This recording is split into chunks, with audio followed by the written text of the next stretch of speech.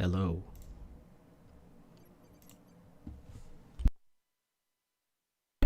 Check, check, check, check. What's up, guys? Okay, that's too slow.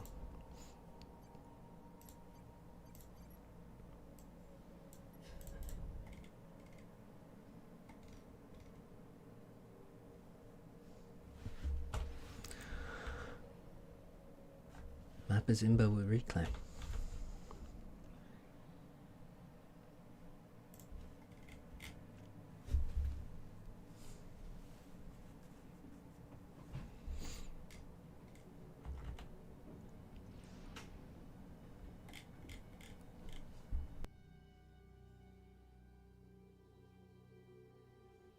So, let me get the chat up on my phone.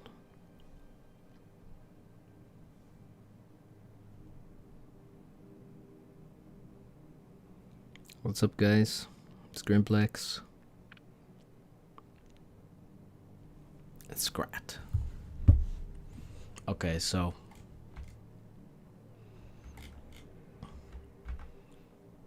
yesterday we had a new format. We had lots new format. Swiss stage. So basically, it's the same format as the Counter-Strike majors, if you know Counter-Strike. If you don't, it's basically Swiss stage, 16 players.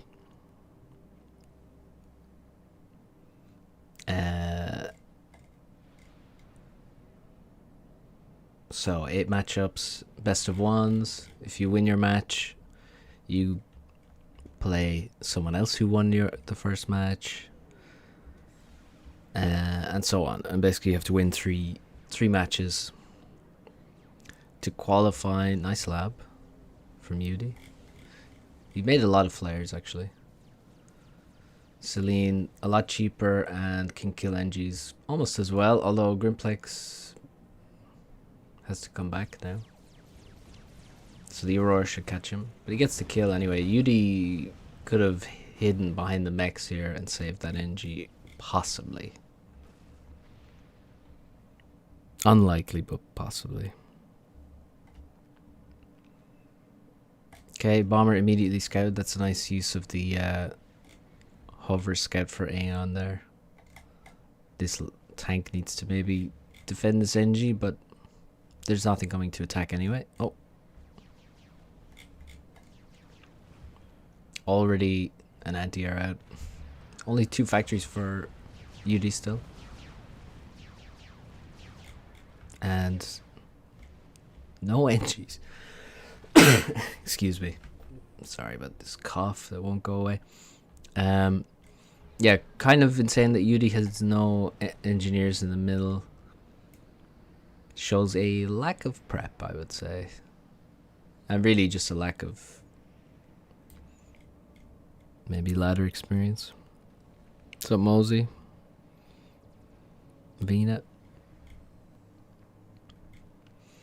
Because, yeah, see, because he has Aeon, he basically... Okay, the bomber's still going. Nice kill. And the Inti is idle. And the bomber actually flies into the anti-air anyway. So, not the best bomber. He could have gotten another kill there. Sort of didn't micro. Yudi quite idle with his air. But yeah, as I was saying, basically because Yudi's Aeon, he can send an Aurora at the start. There's obviously tons of reclaim in the middle. Usually both players will send engineers to the middle to grab that reclaim pretty quickly and make a naval factory. Because he can send an Aurora through the middle, Grimlex can't just send an NG to reclaim for free. And so Yudi didn't abuse that. That's like a huge advantage for Aeon on this map that you need to abuse. So definitely not using his faction as he should on this map.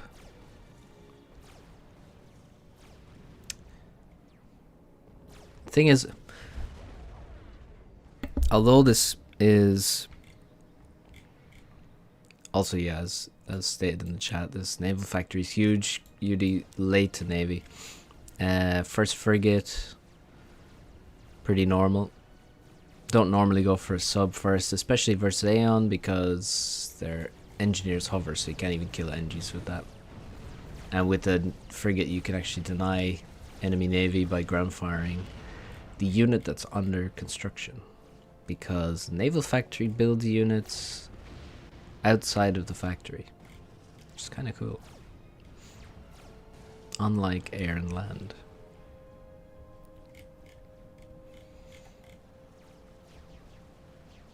Nice anti-air. So Yudi is just completely idle with air, and he's just spamming inties, no bombers or anything, and he's being overrun on the top side. He's just streaming Thams and Selines, and there's no tanks defending. Okay, Grim coming over. He's gonna reclaim probably both of these factories. Okay, I need to get better at drawing. Here's that ground fire. We don't need to draw there. And that frigate is not going to finish. Torpedo defense, or torpedo launcher I should say, is very useful. This bomber actually lived, and like again, Yudi's rusty. Yudi's hella rusty here, because he's not reacting to things at all. In terms of bombers anyway. And if he loses this NG, it's extremely bad for him. He keeps just sending more things that seem to die.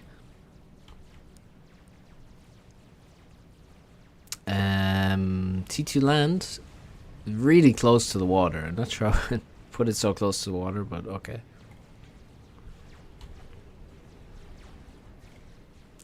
I'd probably, here would be nice. Or one of these factories. I don't know, it just seems unnecessary to put it so close to the water, but Grimlex is in a very good position anyway. Although the total mass is quite equal, the score is better. So Grim, bit more power income. He has a naval factory. He has 2 naval units. Yudi has a torpedo launcher, almost. What is that, 400 mass for that thing? And it's already being shot, and now it's being reclaimed, and it's being repaired. Wait, is it being repaired? It should be. But he's not draining any resources. He's just assisting, and it's not repairing. What's going on there?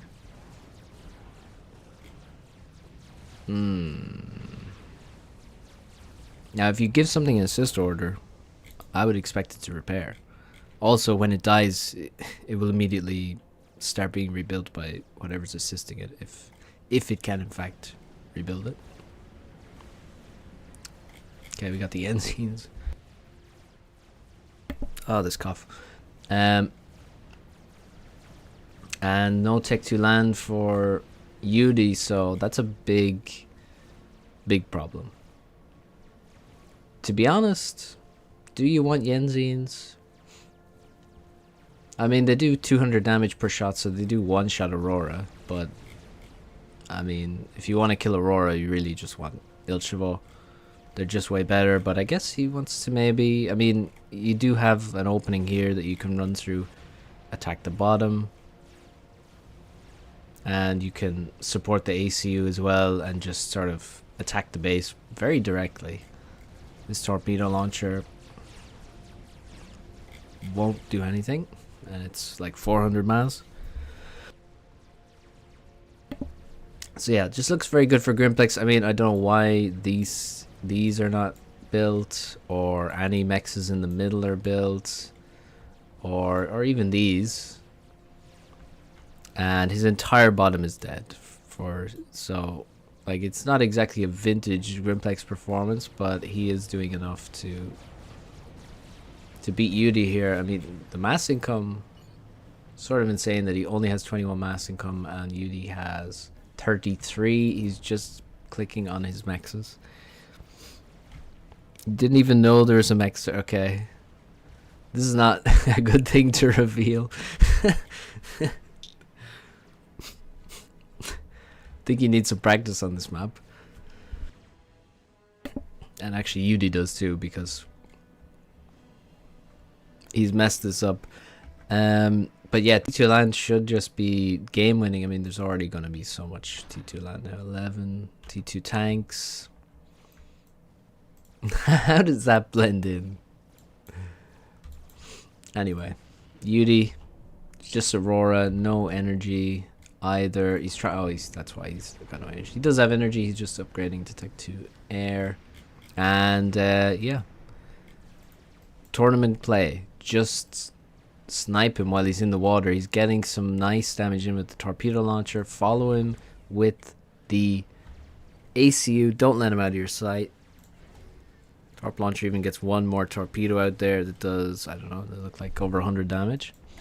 And yeah, the Enzians, as you can see, they just don't, they're missing shots, and they're missing a lot of shots, and they don't have good range. So he should not move in with the Aurora. No, he needs to keep backing up. I guess he wants to run in and try and snipe the flak. Flak's going to take a minute to even kill one torpedo launcher. Should get multiple passes with that. It's more about the inties.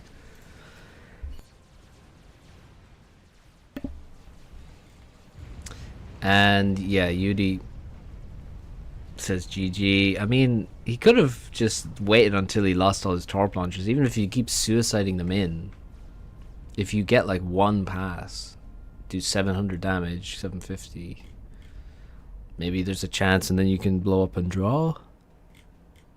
But I mean, the tanks were about to reach the factory, so I guess he could make like one more possibly. So both players maybe misplaying the map, I would guess. I mean, it's not like if I was Nexus, I'd be happy to get this map versus either of them.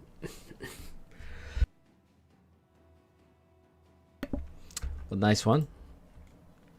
Pretty well played from Grimlex. Maybe just, I mean, this map is honestly hard as balls.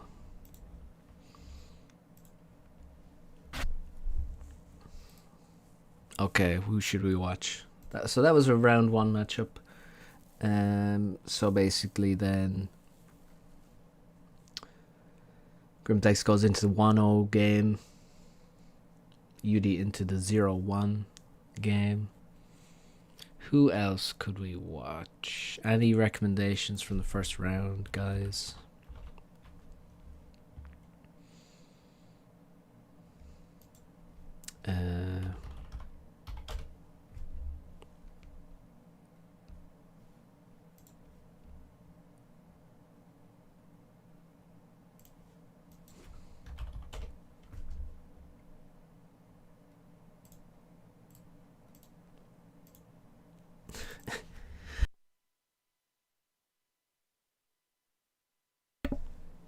Farms versus Wi-Fi.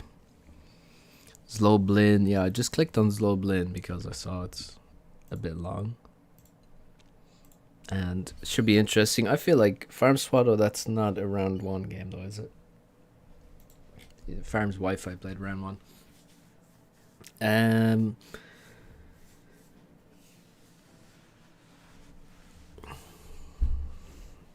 So fuck, this cough is so bad. Okay, so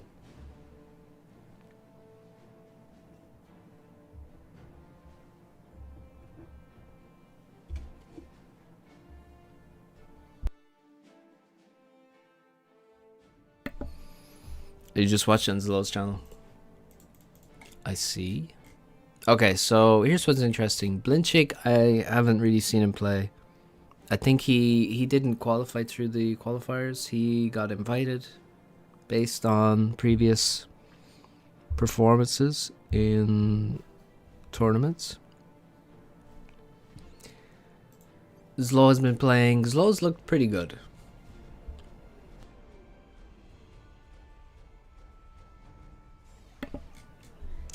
Interesting. Yeah, Zlow's been playing pretty good, I'd say. He's never been... Like, he's never been an incredibly strong player. At times he can be, but overall he's, like, strong. But not as good as the very best of the best. So he's been playing quite well, in my opinion. Okay, let's go. 4 pigeons only. Transport. 2 inties and a scout. Blinn going scout, intie, scout. He really wants to catch this transport. He also built 2 pigeons before he went to the hydro, which is unusual on this map.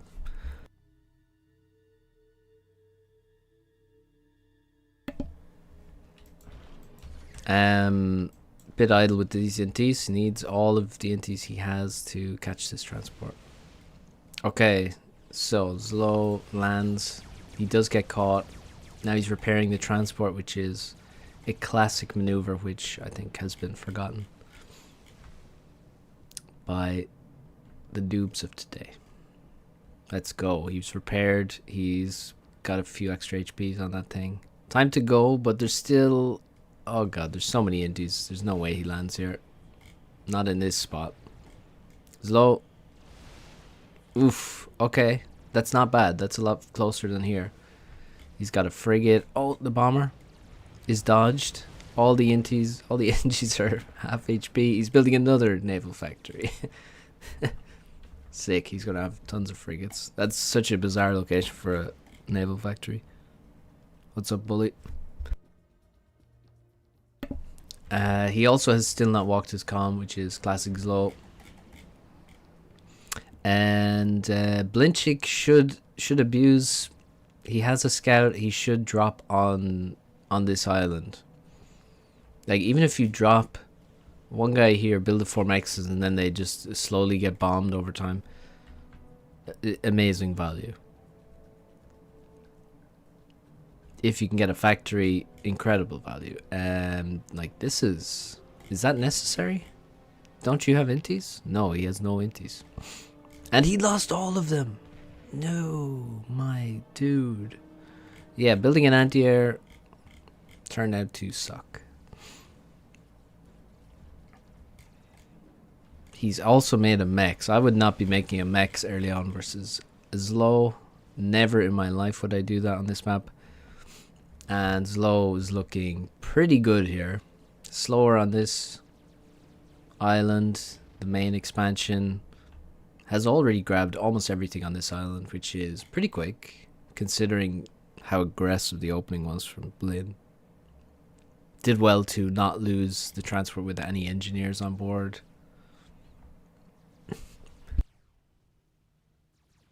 Good opening from Zlow. Not the greatest from Blinn. Oh man, he's made 2 anti-airs on the front of his island as well. He's making more. This is super expensive to make all of this shit so early on. Not the greed we need to see. So he's dropped here again. Again, he could have, you know, tried to do something. Drop here.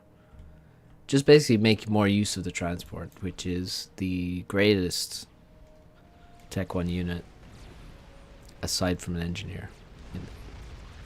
Zlow's being annoying with some random Zuis, but not investing too much. He's got 1 factory making Zuis. And he's got so many inties. Bombers here will be pretty nice. And here comes a bomber.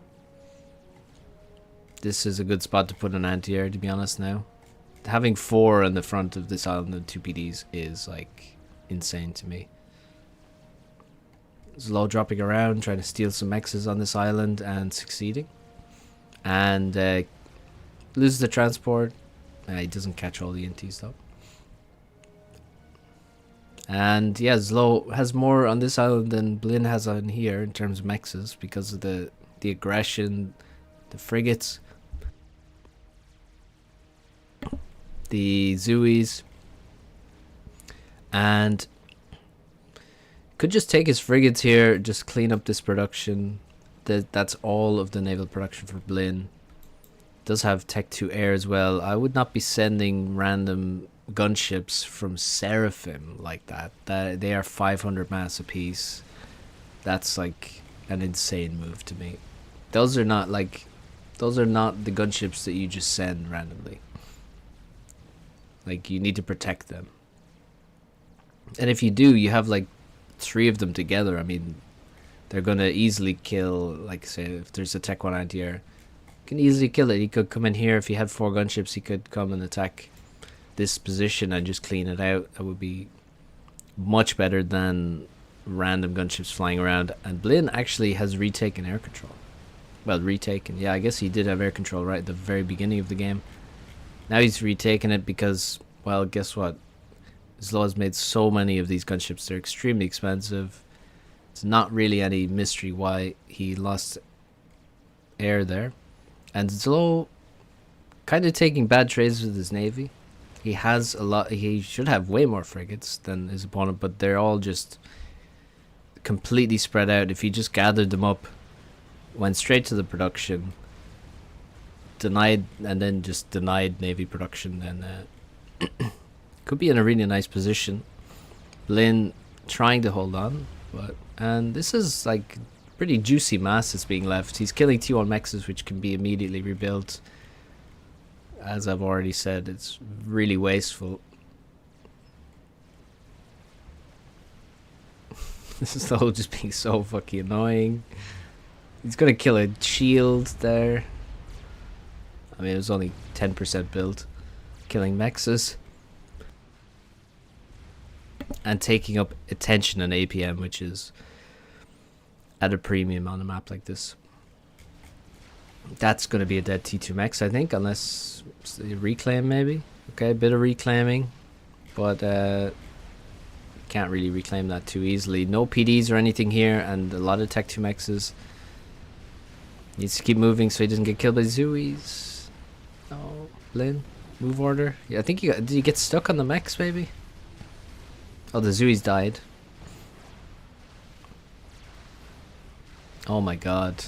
He's defending the mexes somehow. I mean, it makes no sense. The target priorities are not working for the Wagners there. Torpedo bombers all have some decent kills. Okay, more Wagners come in. If you would just use the hotkey that targets mexes, he could have killed all 5 of these probably already. And just give him move orders.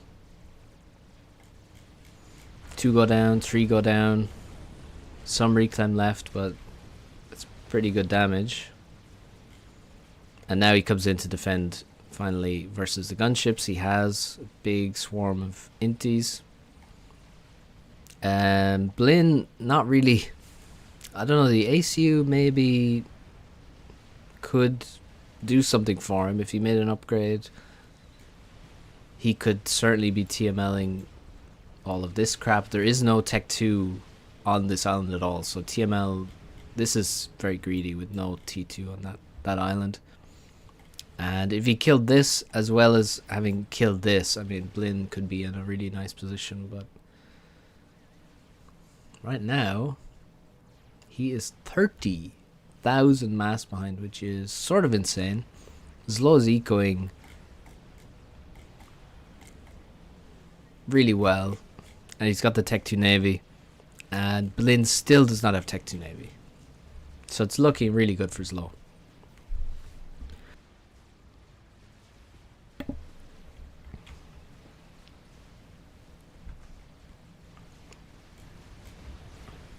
Okay, mexes go down, but he still has more income than his opponent, he being Zlow. And yeah, TMD, another TMD going up. I think the cruiser's coming for the, well, I actually don't know, but yeah, it's coming for the HQ, which is taking shots now. 2 cruisers. Wagner could do a little bit of damage to the cruiser, but not much. Once the destroyers come back, they'll quickly kill the Wagner.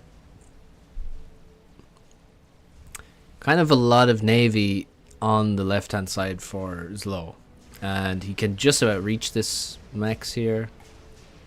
Probably not much further. Yeah, it's like right in the edge of his range. If he comes around to here, he might be able to get this one as well. And thankfully, because this map is so flat, Sarah destroyers can actually shoot things, which I'd say is a decent feature. So yeah, just a lot of Tech 1 air, no Tech 3 air on the way for anyone yet. Just ecoing. Nice renegade. 1800 mass killed. The beauty of it is it kills the storages while it's killing the mexes. And somehow it kills that mex.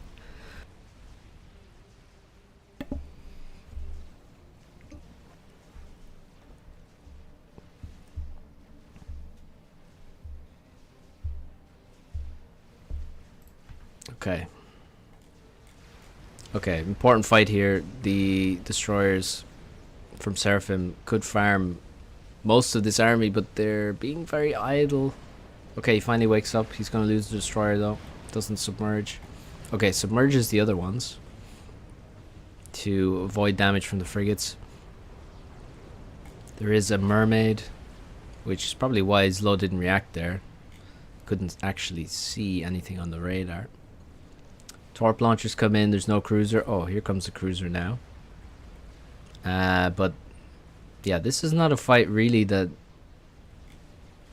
Blinn can win. If Zlow just micros this battle here, he can defeat this naval force. And that was an attempt at a T2 factory. That's not going to happen. And there's no TMD here. The T2 factory has actually been killed as well. I don't see any Tech 2 engineers. The ACU has evacuated and gone home. So this island looks completely dead. It's going to completely die now to cruisers, which is devastating. And we probably have, yeah, there we go, T3 max time. So Zlow is kind of crushing here. Pretty nice performance. Blinn, not great at times. Could have, there were things he needed to do to abuse Zlow, especially early on with the air advantage, which he didn't. So Zlow really just outplayed Blinn pretty hard here. Like, this was not a close game. Now maybe Blinn has a plan for sniping the comm or something. Let's see. But right now it looks really bad for him. Let's check the navy. 9 destroyers, 9 cruisers is insane, honestly, with over 100 inties. Only 5 destroyers, so it's really time for Zlow to... Well, I guess you just work methodically here. You've killed this island. Next thing is make sure that this dies. Tech 2 land would be of great help here. A few Yenzin run in under the shields, and T2 land in general is just very useful on this map, especially as Seraphim.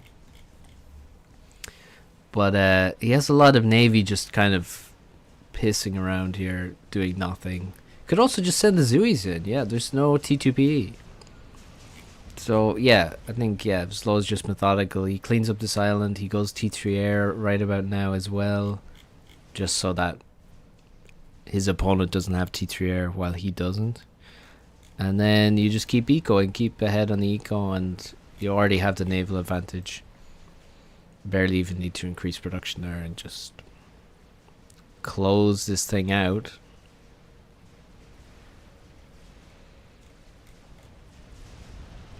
So looks like this will fall now with the Zuis. I mean, the Zuis basically just made this happen. The cruisers were never going to get through otherwise, unless he added more and more and more, which is not exactly efficient. And Blinn, will he pack it in soon? Will he do a blast and just sit in his base and roach up? We'll see. He does like a roach. I'm partial to roaching also. So there's no shade in that. If that's what you want to do, it is a tournament. So yeah, both going tech to air now. Zlow needs to maybe kill this factory so he can fit a P-gen. 3 T3 mexes. 4 T3 mexes. That's pretty nice.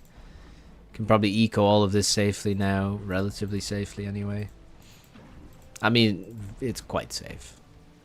Somehow, okay, yeah, so a lot of Tech 2 Navy over here. I don't know why both of them are sending all their Navy to the edge of the map when clearly the middle is way more valuable. I guess they want to kill these side bases, but like, oh, that's so many Zooies. But yeah, I mean, if you take the middle, then you can just kill the front of this base. You can move towards here. Or here. But yeah, Zlow's moving in now, I guess. All of this navy, that's almost more than half of, way more than half of Blinn's navy is over here. So Zlow could just sort of move in. I think he could honestly attack move towards this production and kill everything almost. He's nearly at that point, but not quite. So yeah, ecoing more tech 3 air. Okay, he built a P-gen. Decides not to kill these Tech 1 factories.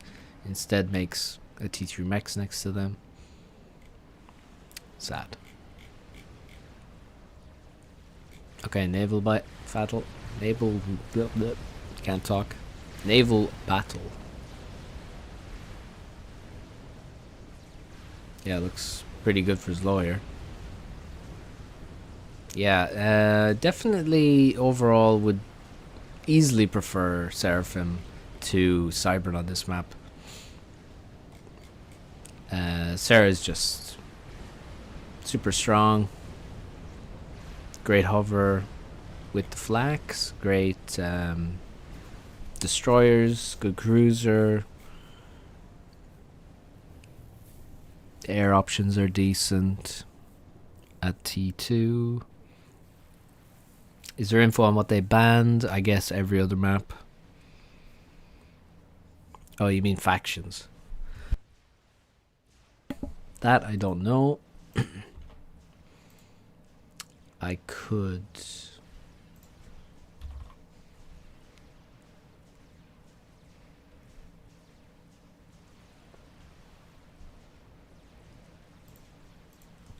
check, maybe?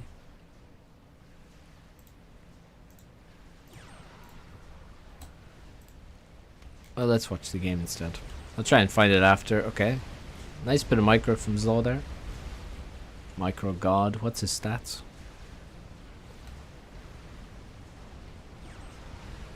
There's another mechs. No cruisers. Guess they already died. A bit of vet for the strat bomber now. 2 strats now. So he could kill... Well, there's actually no Tech 3 mexes for Blinn, which is not how you roach up.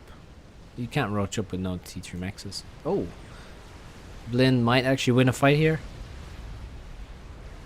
Possibly. Actually wins the naval fight on the left. Wins air on the right. That's pretty funny. Strats are still bombing his entire base, however. Ouch. There goes the HQ and the P-gen. Oh no, the HQ's still alive. Never mind. Never mind again, it's dead.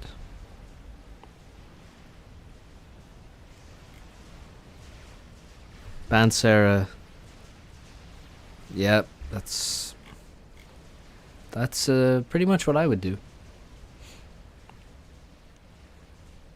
So the reason you'd go Aeon,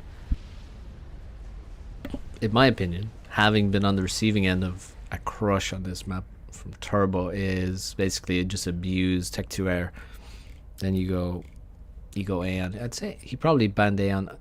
Okay, we took some damage here. Strap Bomber came in and bombed these mexes.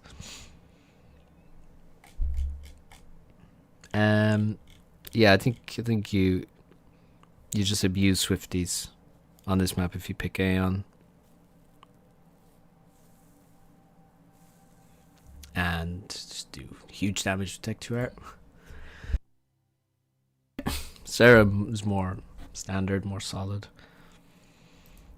A pretty nice performance from Zlow there. That's pretty strong, I would say.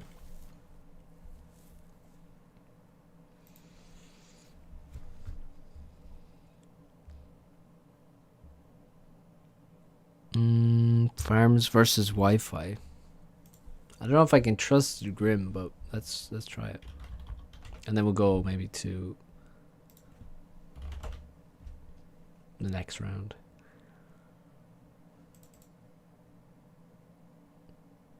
Okay, I like the map.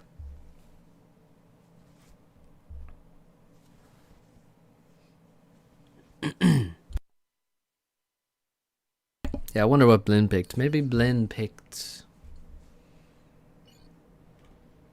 If he was playing Cyber now, maybe he banned Cyber. He could have banned Aeon. But if he banned Aeon, then he would have picked... He wouldn't have picked Aeon, right?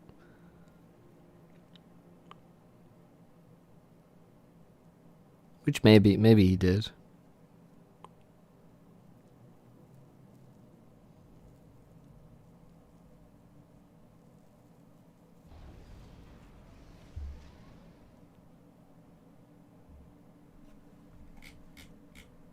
Yeah, Wagner's could have been good. UEF representative. Let me just show the game, maybe. That would be good. Okay, so we're on DeRosa.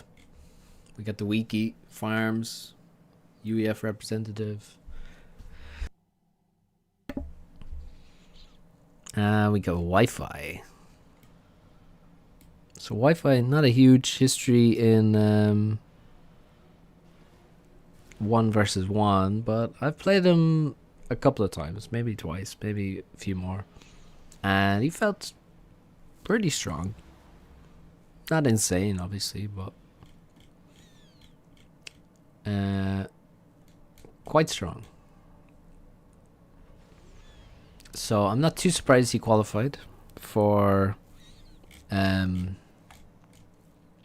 where's this NG going? Yeah, that's a bizarre NG at the start, honestly. And 2 land scouts, very far back as well. Not really a fan of what he's doing here. So, like, really what you do is you just sort of grab the stuff really close, walk a bit, because if you reclaim it all at the start, then you will overflow. So you just kind of walk down here and get like all this juicy stuff and then build a max. That's what I would do. And then another factor, you can attack move over here when you actually need more mass. And then you gradually build the mexes. But yeah, those should be... Like, there's no point. You just give yourself less time to react. Doesn't really... Okay, finally he's moving them forward. That's good. If we look at farms... You can see he's actually... Is he behind on power? He's got 3 factories. He's just finished his 4th air. So he's actually 1 factory ahead of Wi-Fi, which is huge.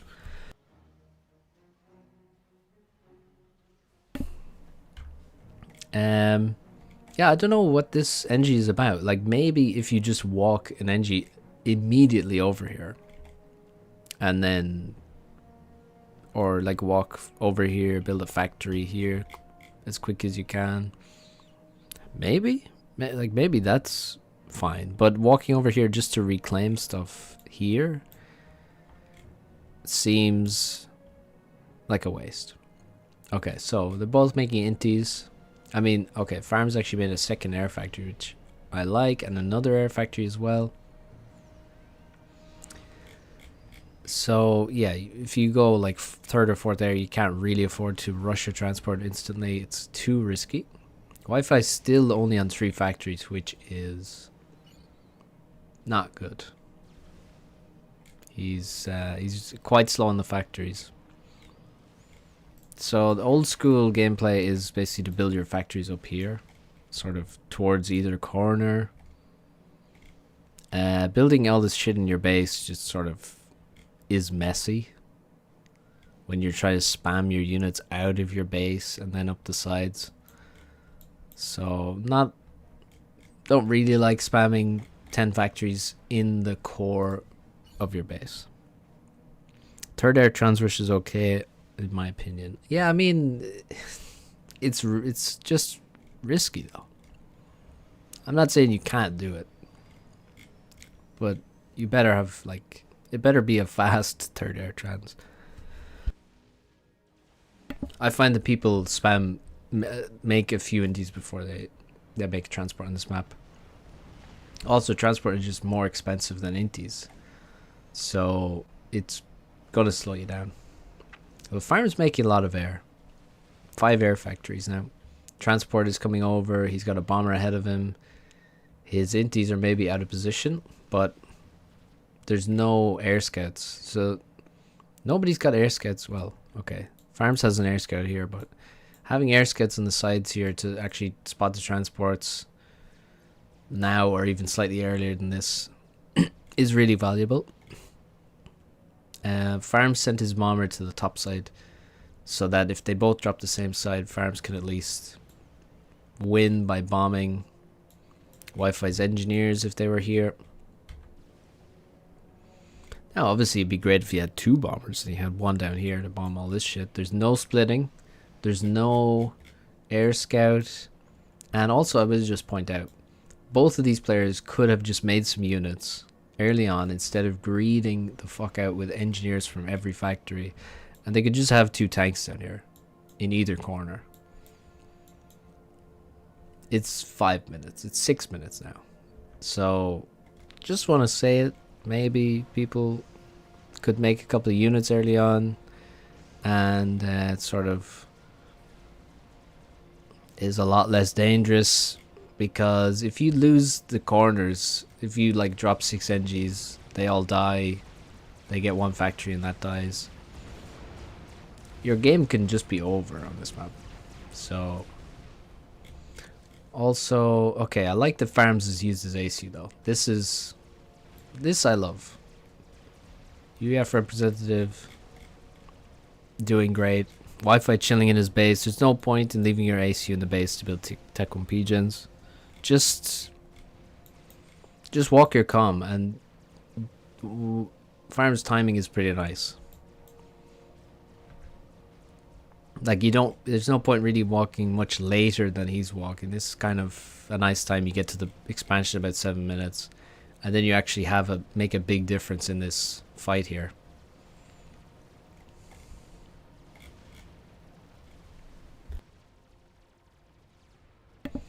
So mid usually really neglected because everyone's fighting for the corners, but Farms is doing a nice drop. There are 4 Tech 2 pigeons in middle. That's 4,000 mass and reclaim, plus civs, plus 4 mexes.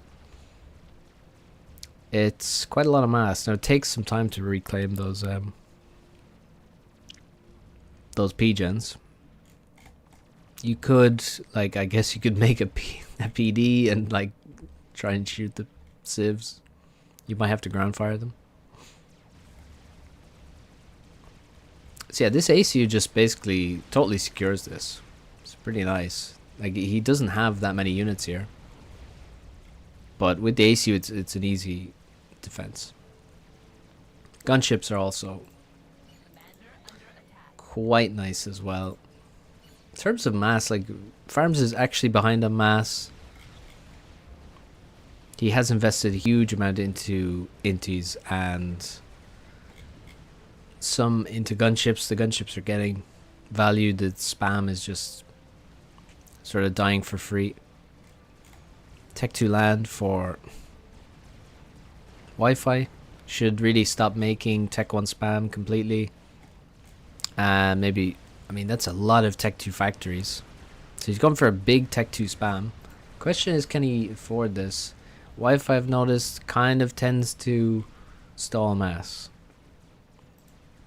So I get the feeling that he has too much Tech 2, like, because he's actually at Tech 3 now. So realistically, you don't keep making Tech 2 now. So all these Tech 2 factories are sort of redundant, or like a lot of them like he can't make 8 Tech 3 factories now. Yeah, he can use them to make some. Oh, he's capturing. Okay, well that's a move.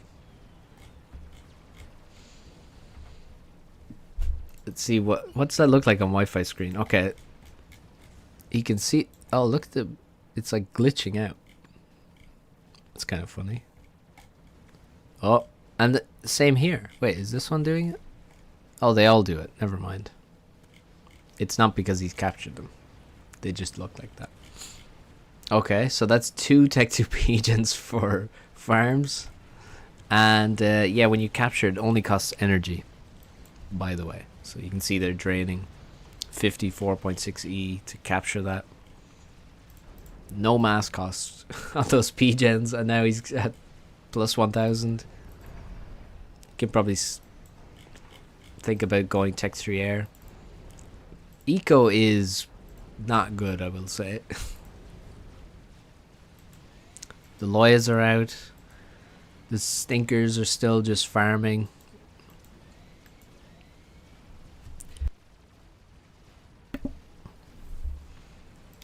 And yeah, okay, now he's ecoing the corner.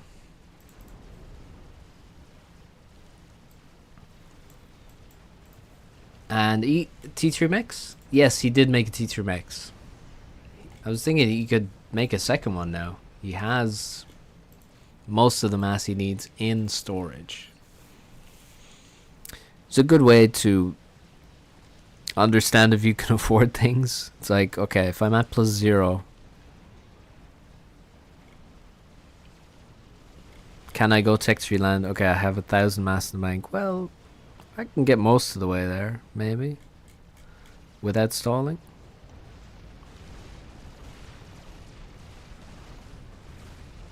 I have 500 mass in the bank. Can I make Tech 2 max? Maybe.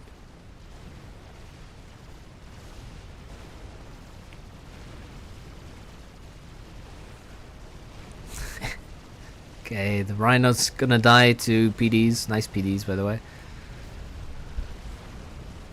This is one problem with capturing. If you stop capturing, you lose all your progress. And you have to start from the start again. So it is kind of wasted if you get interrupted. Yeah, farms should make an upgrade, especially if he wants to stay outside of his main base. I mean, AC upgrades are just free. Like, they're just really good. This amount of rhinos could potentially kill you if you have no upgrades and you forget you need OC, which he doesn't have OC, so he can literally just die to this. This fully kills him and he's walking directly into it. Like, what the fuck? Wife, stop running away. No, use the units, man. No. Why is he running away? Like, he did. Okay, now there's overcharge. So he lost like 5,000 HP there. The rhinos left. He doesn't die. He wouldn't die to that, I guess. But like, he could be low, and then maybe you can snipe him. And then you just sort of rally all of your lawyers to him or something. I don't know. I mean, like, yeah, he could have done a lot of damage. T3 Pigeon is up. I don't know why he didn't build it adjacent to the air factory, but there you go. Doesn't make too much difference. He has energy storage, and we have no Tech 3 mechs now for Wi-Fi. So still super even in terms of total mass, but now Farms has a pretty big mass lead in income, and it's mostly because of this beautiful thing here. Probably didn't even yeah, okay, well, like, whatever about the excuses. It doesn't matter. It's just a bad move.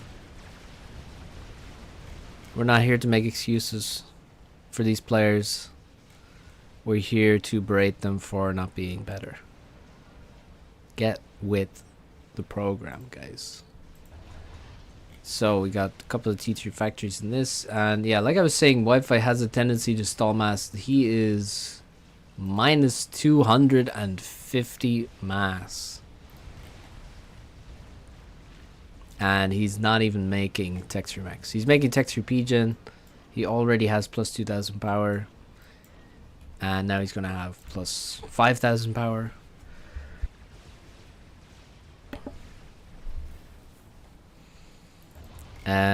He's still making, okay, they're scouts, they're bombers, making lots of Tech 2 NGs he can't afford to use. Okay, now he's recycling some power, but he needs to recycle all of his Tech 2 power as well at this point. Bricks are moving in. I mean, he kills some Tech 2 mexes, but is it worth it to lose your brick for that? I don't know. Titans moving into the front base here.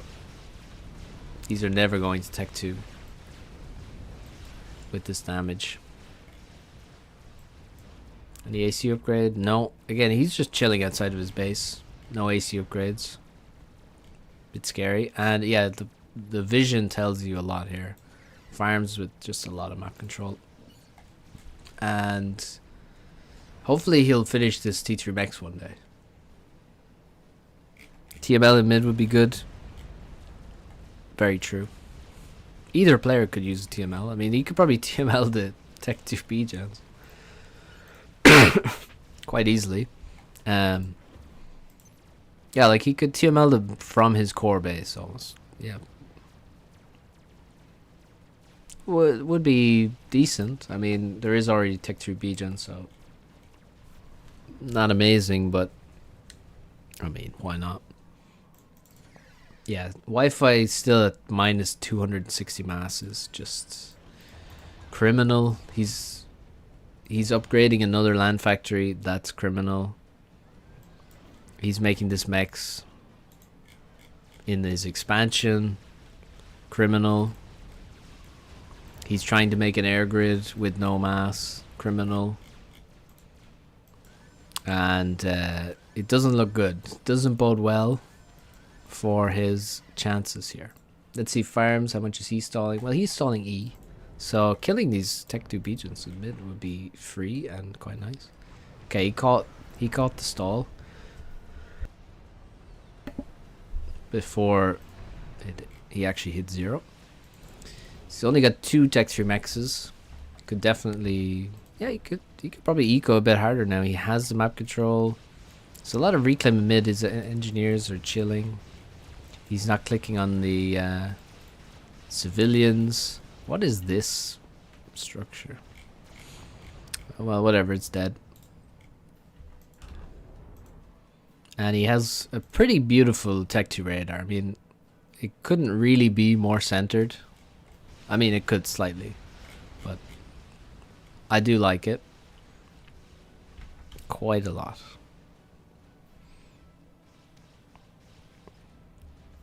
Air won the game as usual. Air OP. Yeah, I mean, I don't know. I mean,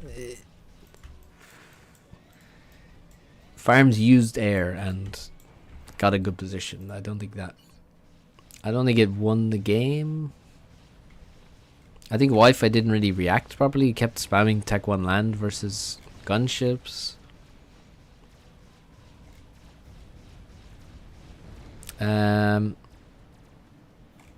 Okay. 95% T3 mechs at minus 300 mass. 96. Let's see how long it takes to go to 97. 97. 98. Fuck me. Criminal. Yeah, so like I was saying, like Wi-Fi, he's pretty strong, but I mean, you can't be doing all that.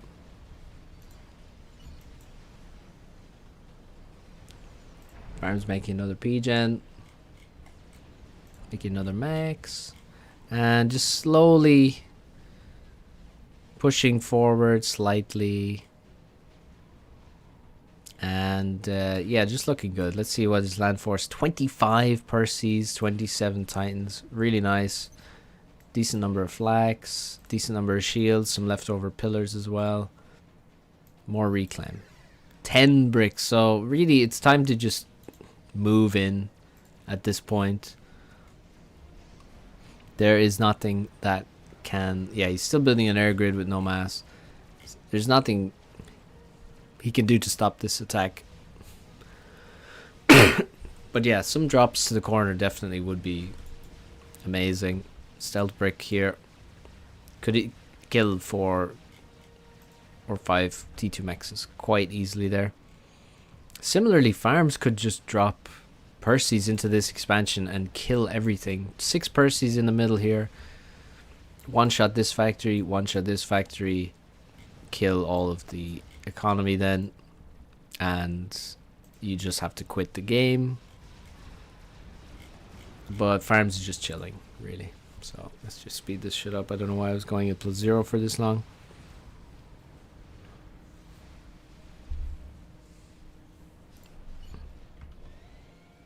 Only 8 ASFs for farms seems very low.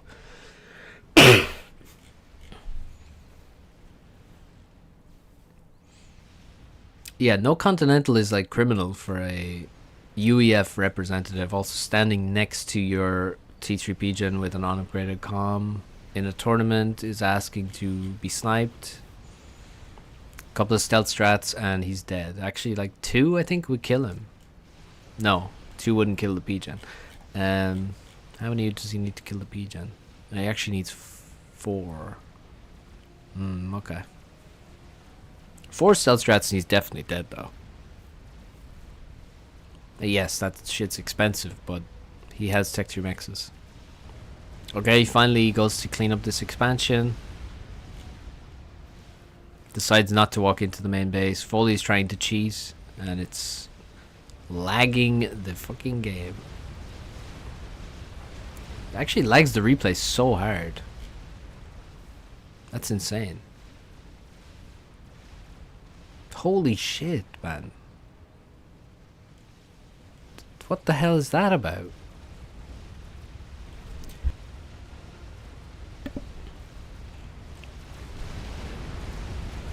Rip my man Wi-Fi. Smiley face GG. Farms looking pretty strong. But Wi-Fi, you know, good player, but I don't think he was ever a favorite to get far in this tournament. So you kind of expect farms to win this for sure. He also got rated very highly, did farms. Nice 3,000 mass killed on that Titan. Okay, nice approach from farms, I'd say. Eco maybe lacking. But the big air spam and using the stingers, pretty good. Pretty good approach. Okay, let's try a 1-0 game. And I know already which one I'm going to watch, because we haven't watched either of these dudes. Ah, it's a map. It's a map we've already seen. Well, that's okay. We can see how these guys approach it.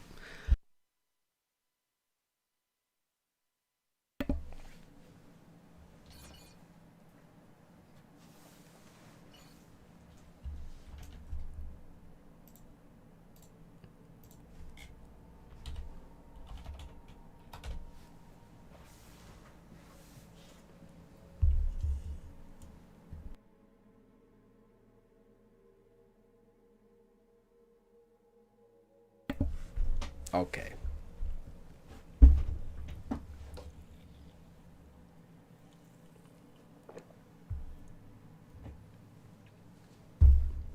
So, Taga versus Nexus, both Seraphim. So I would guess they banned Aeon. Because, I mean, I don't see someone banning UEF. Cybern is the only other option. I've seen the full bracket. Yeah, of course. Yeah, I was kind of half following. I was following the results yesterday. For most of the tournament. But yeah, I'm guessing they both banned Aeon.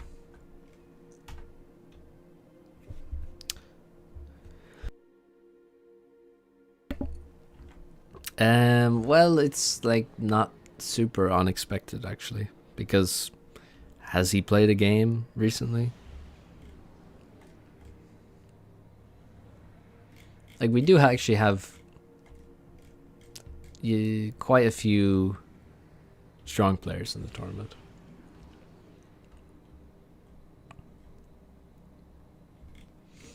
Yes, he did. Okay, so main difference here, I mean, Taga is expanding very quickly. Already got 3 engineers on the expansion.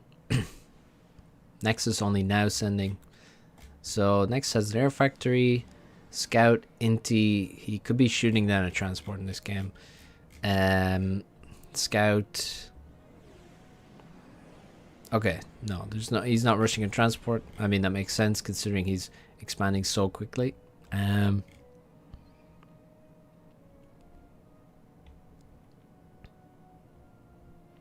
think it's a shame. Well, I mean, it's a shame they didn't do any practice. I mean, Yudi practiced a bit, but he did not get into shape, as we can see from that Cold Place game.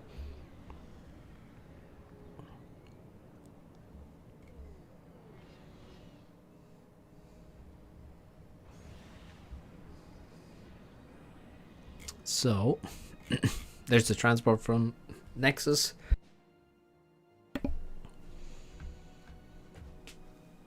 And he's got 1 extra P-gen. He actually got more energy reclaim. Slightly.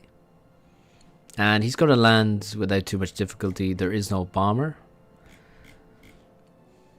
So he's pretty safe here. Now, he probably won't be able to drop here and then move here, which is sort of what you want to do on this map. But,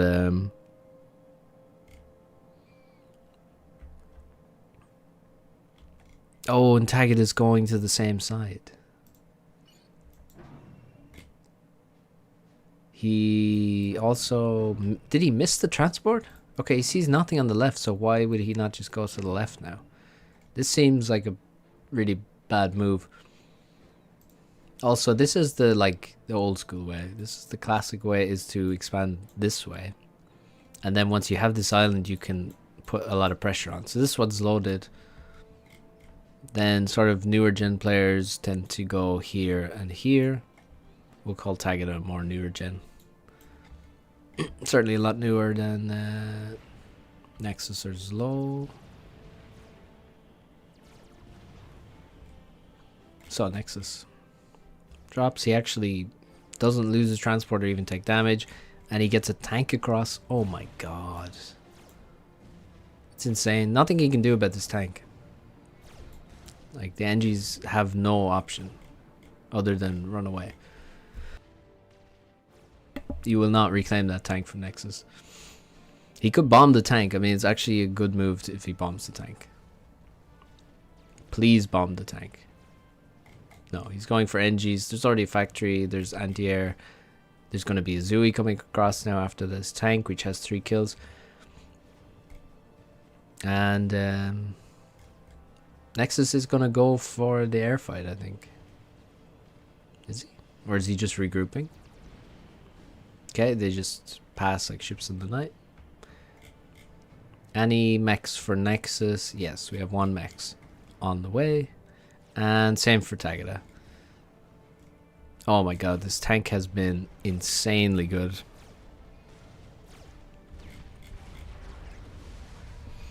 If you're a hover faction against non-hover, then you want... Yes, yeah, you definitely want this setup. Because, like, yeah, you're a hover faction and then you just take these two. Then, like, it's... You just can't do damage with hover in this direction. Like, even this island is too far away. And you'll just die to frigates. And if you have Wagners, probably just some torps or whatever, a PD on the island, can't do much. If you're here and here, then you can destroy almost every mech here. And potentially the whole thing. And yeah, in this configuration and this ACU is really important. Like, if I'm Taga, I'm thinking, okay, get some factories up, get some navy up, make an upgrade, or even just don't make an upgrade, but just get onto this island with the ACU, try and destroy it.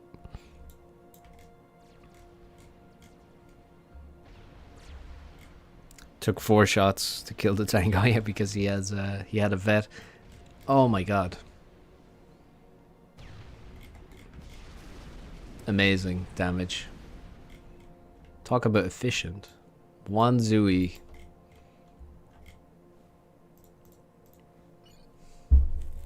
Oh my god. Hello. Build some beachheads. Yeah, so Taga played basically no games. Basically, I mean, he literally played no games, right? He has no E. The game is kind of over. Like, he has less than 500 energy income. Nexus has 900 energy.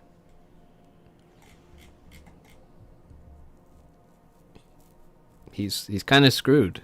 Looking good indeed. Yeah, he knows. One thing, you might play really bad, but you'll still know. You'll still know whether you're ahead or not. You don't lose that game sense. You just lose the ability to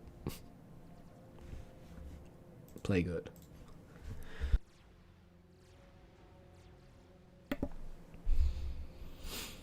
So we're just gonna speed this up, honestly, because like it's completely over economically.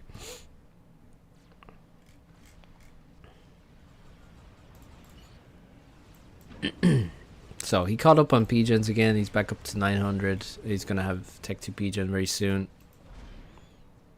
He doesn't have any factories here. He has just one. If he just can't attack here with his commander. It would be great. I think it's a really good move to just hover and send your ACU across, but also risky.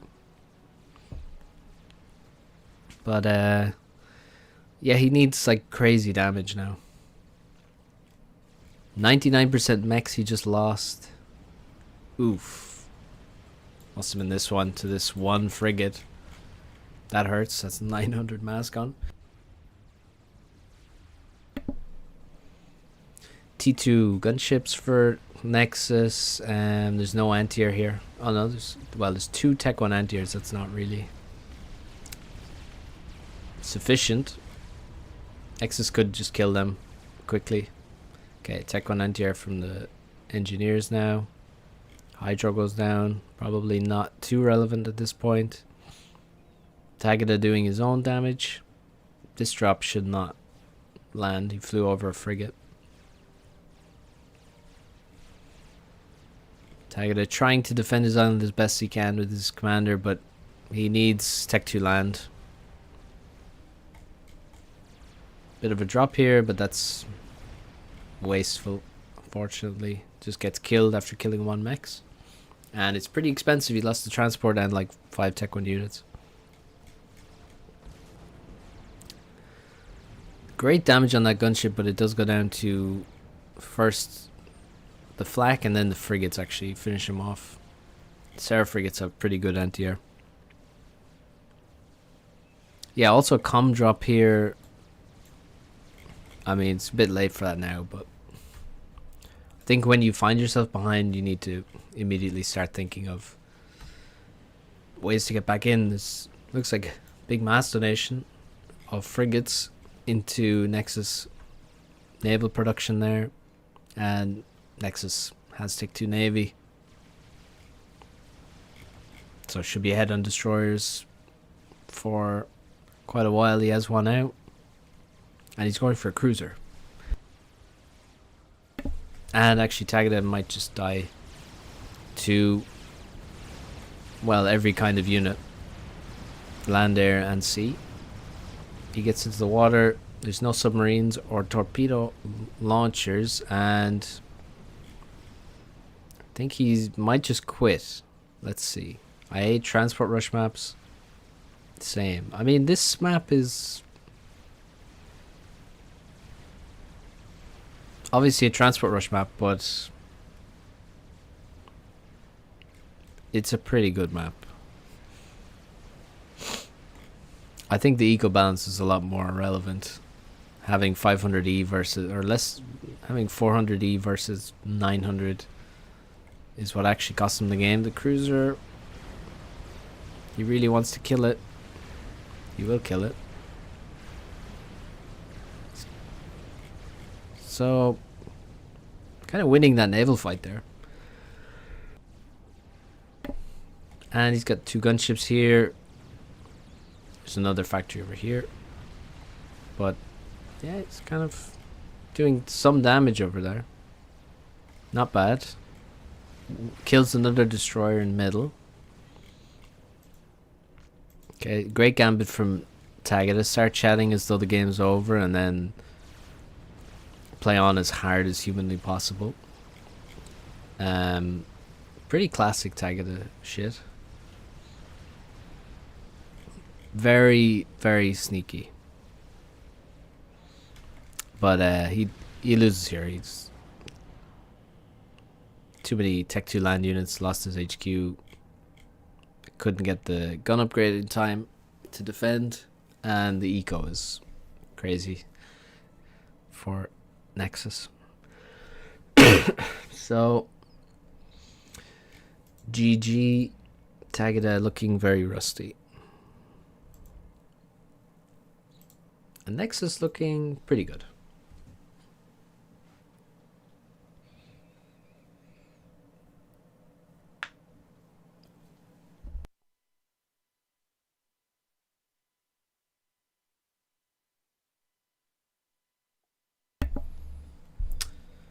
So let's see, what should we watch? Who have we not watched? We haven't watched. Okay, let's try that.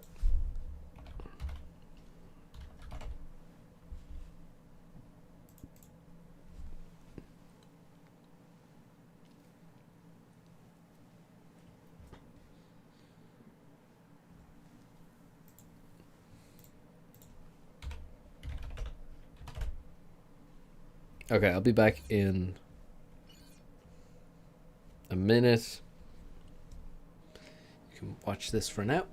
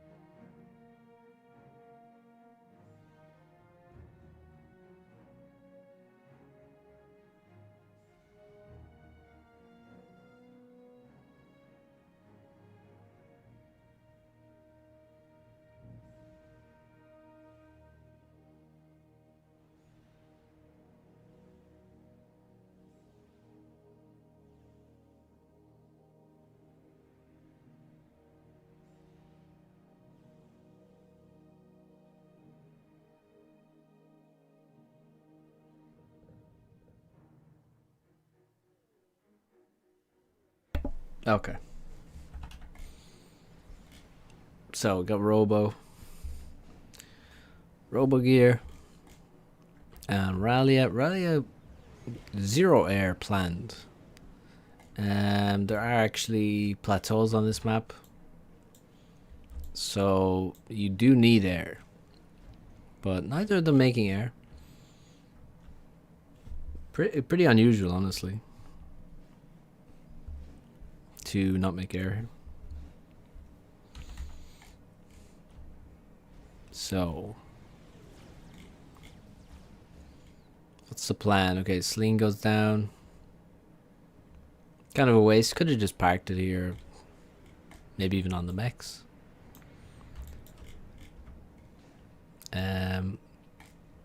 So yes, key point of this map is the reclaim and the side expansions.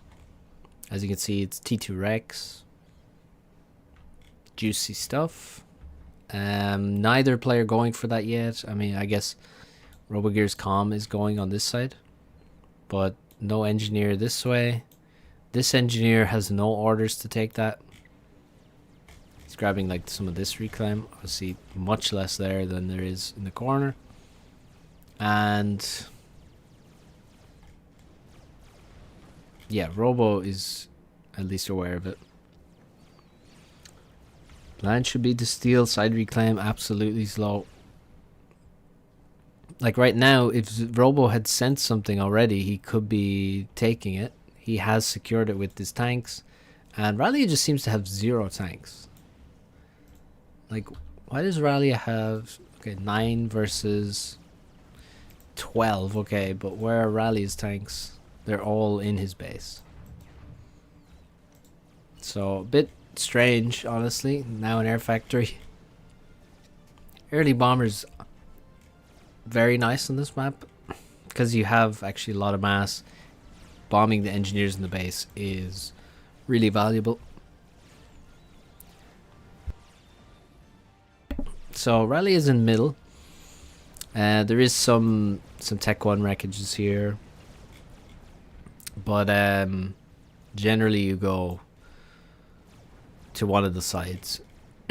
Again, securing this T2 reclaim, which nobody is too interested in taking. This engineer is chilling. I guess he was going there, then he saw there were tanks, so he didn't want to suicide himself. But yeah, I mean, probably just take all of these tanks, go here, send the engineer, get the mass. RoboGear building queued up 2 PDs in the expansion. It's madness. It's a waste of time. No reason to do that, in my opinion. I feel like he should have more factories. Yeah, he has mass in the bank. He's also building his pigeons like really far forward. So if he ever does get base pushed, which does happen, all of his pigeons are going to be in the front of his base, which is not great, but at least he has pretty okay mass balance. Well, pretty okay energy balance and stuff, but just could immediately throw up 2 more factories. He has the resources. Same with Rallia, just floating 600 mass for no reason. He has the engies to do it. Just throw up 2 more factories straight away. No reason not to.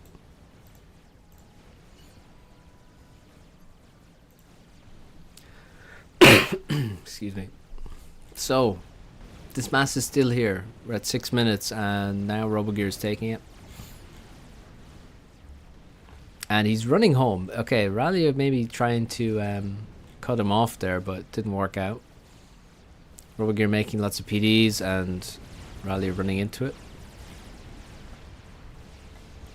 Bombers now. Transport would be great. Getting 4 extra mexes is huge. The bombers are doing pretty good damage.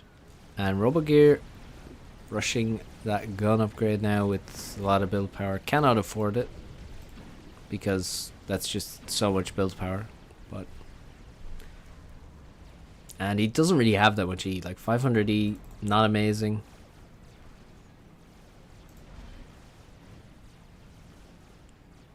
So, okay, he's gonna lose some mass there on that upgrade, but okay. He has the gun, and that's huge. I don't know why he's going topside and not just into the middle. It's very easy to avoid the ACU that's on the side. Much harder to avoid the ACU in the middle.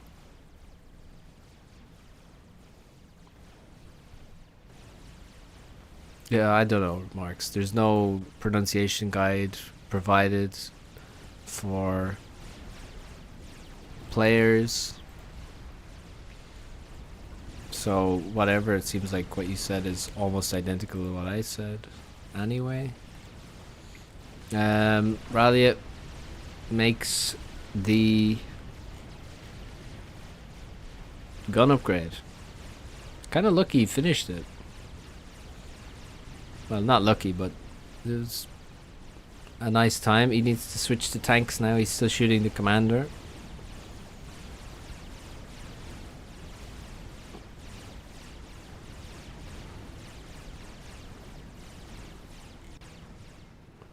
Okay. And the game continues. It's quite even.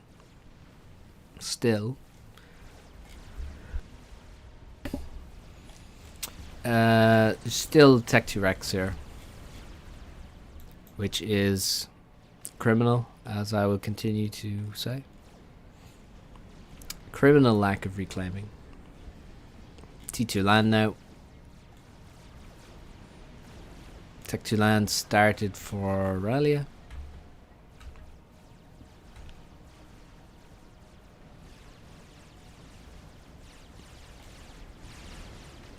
That's a pretty nice Zooey. And he does have one corner, and now he's going to drop, presumably. He's dropping here. Okay, that doesn't make any sense to me. Why not just drop this? You can even just about fit a factory there. And you can make some artillery and kill the expansion, or small parts of the expansion. This is crazy damage from one Zooey. I don't know how that was allowed to happen. I don't even know how it got there.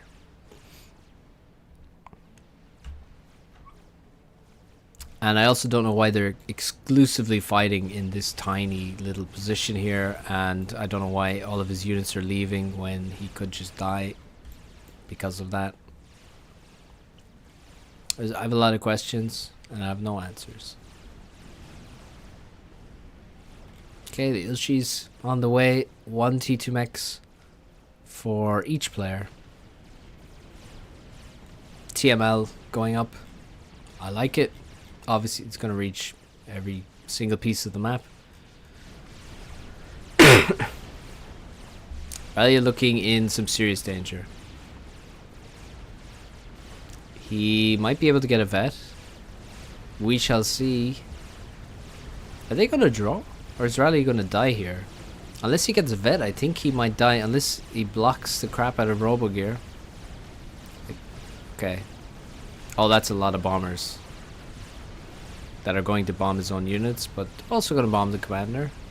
Are we going to see a Tech 1 bomber snipe? Oh my god, he has so many inties. Why do they both have 1 billion inties? Seems insane to me, but I think the bombers are going to die. There's still quite a few of them alive. No flak? Hello? Flak? Flak? Flak? Flak? Flak? That's not a flak, that's another Ilshi. Ilshis can't shoot bombers, unfortunately. They can shoot most things, but not bombers. And the bombers are still coming in. Please. Okay, now he's queued up a flak. And he's just dodging. Need some ground fire from the bombers now. Rallia trying to make Tech 2. I get the feeling he's stalling. Yes. Robo gear is dodging successfully. And the flak is here. And this Tech 1 anti-air is doing something as well, I suppose. So we got a big mass field here. And who's going to get it? Rallia is running away. He's so close to a vet.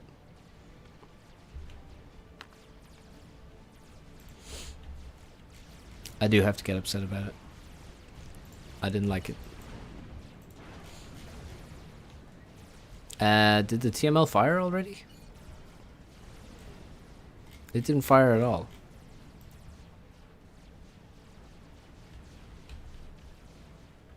T2 is no longer a combat upgrade. Yeah, just make Restoration Field. I don't know why you make T2. Like, yeah, you get health and regen, but Restoration Field, you get less health, you get the same regen, but you get a freaking Restoration Field. 10% HP on your Ilshvo is huge.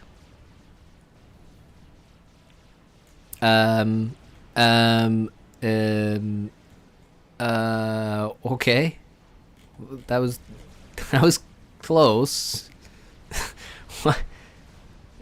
That was not an MML, right, guys? That was a TML.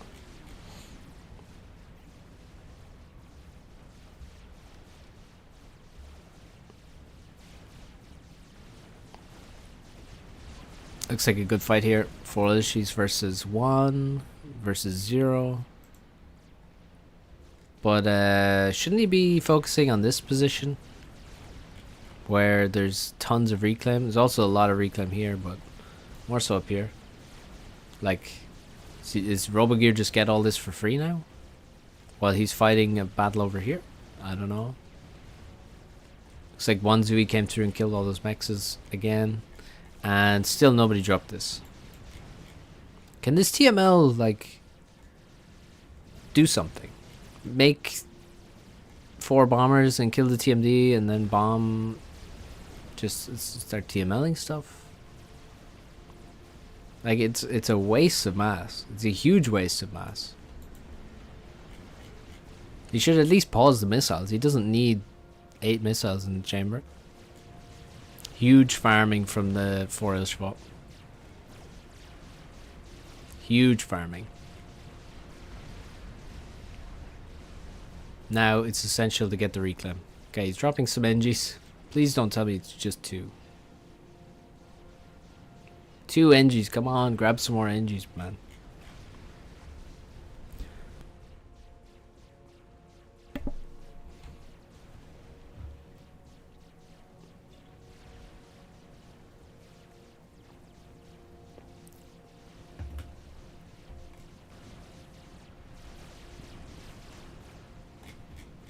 Okay, he's gonna drop the corner now.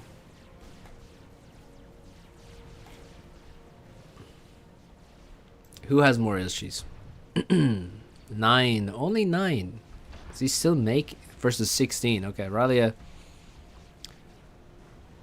Just kind of a better transition to Tech 2. Even though Robogear was there faster. And maybe Robo lost some to the comm, but he should still really have more than his opponent. Just by the fact that he got there sooner. My god, they're not even reclaiming, they're building a factory. Okay, whatever, he just walked some over. And yeah, like, Robogear just got all this for free. No contest. And overall has 3,000 more mass. T2PD in middle would be nice, but is he stalling? He's not stalling. Needs to get this finished. And needs to... What is the comm doing in the base, man? Why did you walk home? That's game losing. Like, if Robogear now just takes the middle with his commander, he actually made nano. Yeah, he has nano. What are you gonna do versus this nano comm? All these NGs died. The PD dies for free. T1 PD denied. Ilshi's suiciding into the comm now. Looks like Robo just wins. 8 missiles in that TMO. Yeah, this, like, why is your comm at home on a 5x5 with the gun? And he gave Robo so much time, all the time he needed to just make nano, which is not easy to make on a map this size. Like, you need time. And meanwhile, Rallia used his time to walk home and make no upgrades. Which is criminal. He did make Tech 2 Air. But is he going to use it? He has some gunships, he has more air, but what? Use the gunships, man. There's not even flak. There's not even one flak that I can see. Okay, there's 2 flaks that just came out of the factory. So like all this time he could be shooting things. He could be shooting the commander. Probably not a good idea with Nano. But like, he's still not killing anything with gunships. Come on. Use your units, man. And use your comm, especially. He needs to get an upgrade, though. Once he sees Nano, there's no point walking into a fight with that guy without Nano and, like, 10,000 less HP. Looking doomed. That was an auto OC, I'm pretty sure.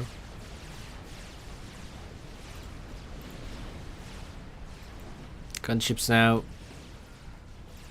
Yeah, also if you're going for the gunship snipe, I mean, just go for it. Every engineer in the base should just be assisting the factory. And then you could actually make like a shit ton of gunships and snipe the guy. Even with Nano, like you could potentially do it. Or you could fly to the base. If you don't want to kill the comm, you can just start... Could kill all manner of things. But he's not really committing. Or he didn't really commit. And the Nano is extremely good here. Like if he didn't have Nano, it would be way scarier. So kind of a fail gunship snipe. But I mean, what is this? 7 engineers assisting your air factory and you're trying to snipe, man? What the hell? Why are you making all this tech too? Just make the gunships. And you could make some Natas. I mean, you could potentially kill like every P-gen and then you win. I don't know. There were chances here because the Tech 2 is so strong, the Tech 2 air, and there were not flags. Like he only just built all of these 5 flags. So like Robo was kind of could have been in trouble there versus the air. He was not exactly reacting in time. Rallia overrated. Well, he's like 1800 ladder, isn't he? So maybe not.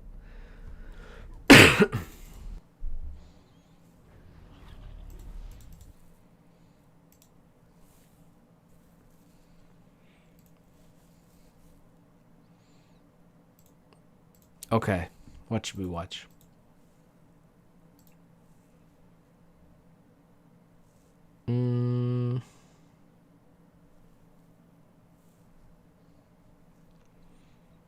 Let's see.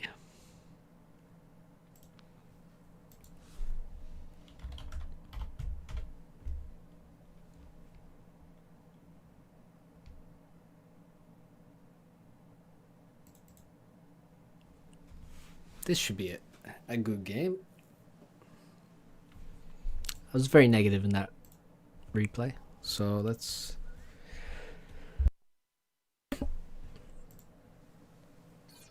So let's watch some stronger players.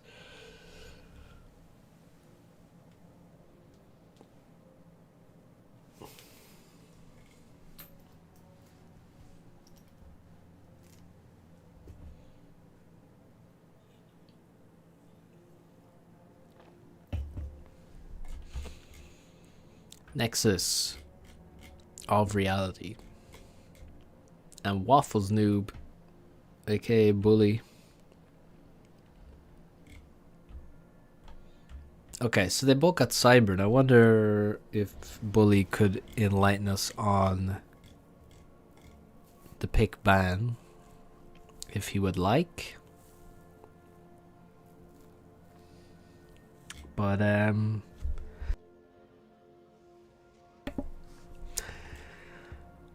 yeah, what would you ban here? What would I ban here? Vetoed UEF. Interesting.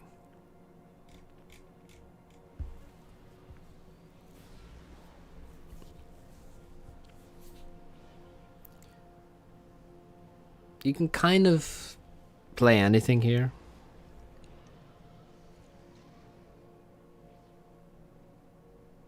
I don't think there's yeah. There's not a bad faction here in my opinion. Both videoing UEF is interesting. I guess, well, yeah, Bricks and Percy's, yeah. But they get spearheads. So you thought because of spearheads. Okay, that's actually very interesting. I was thinking continentals. And just having more HP on their shit in general. Although that's relatively limited. Okay, so we got Bully.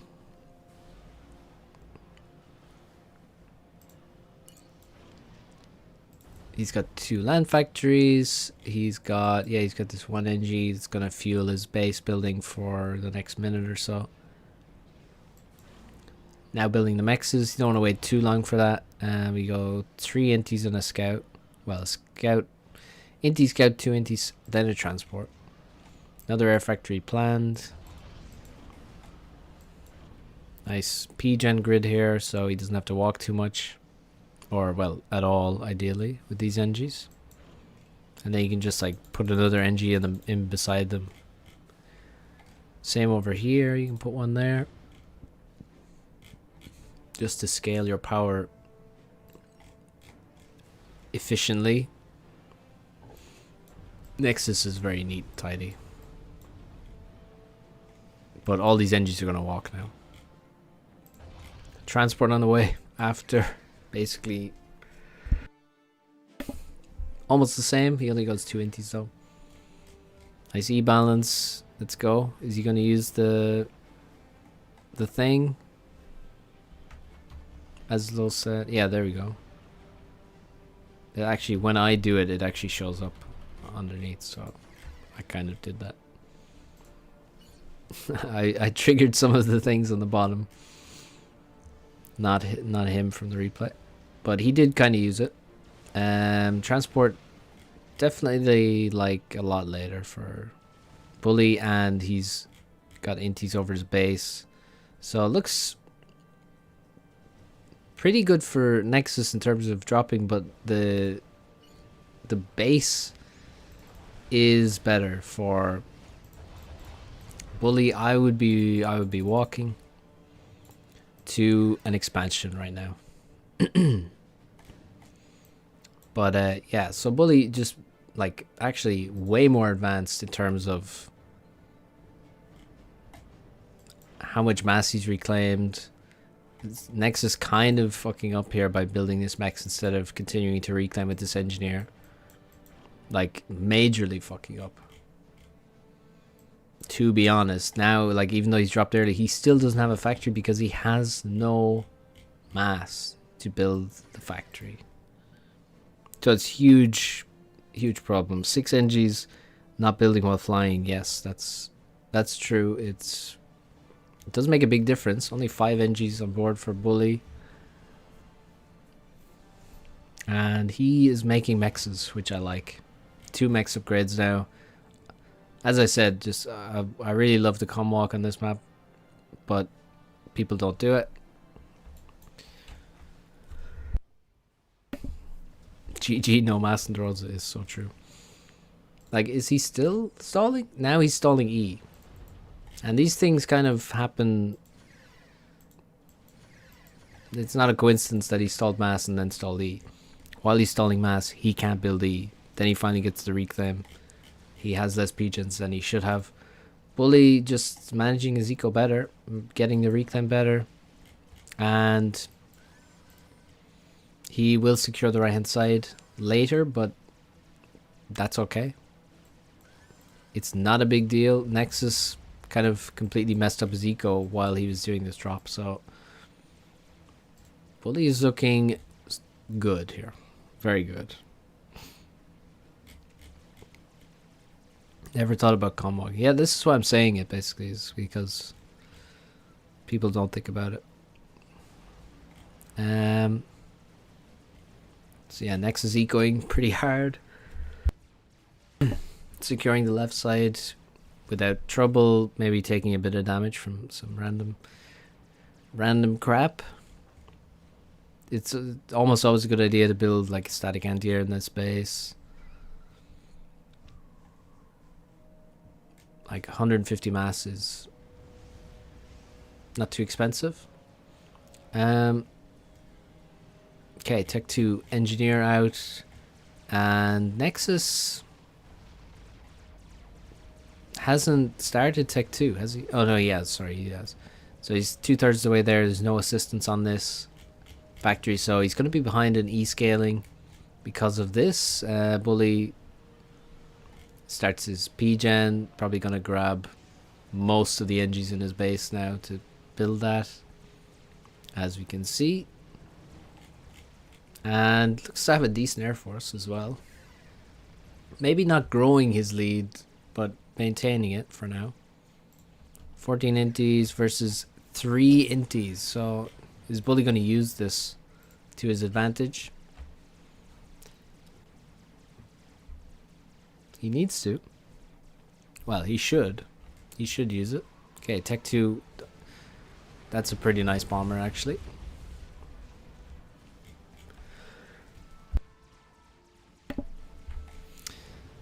So, yeah, static anti-air.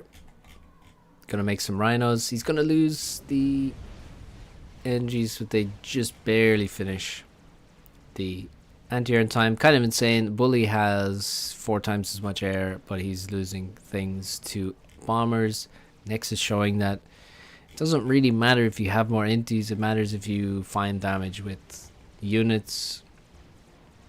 You don't need to have more inties to do damage with air.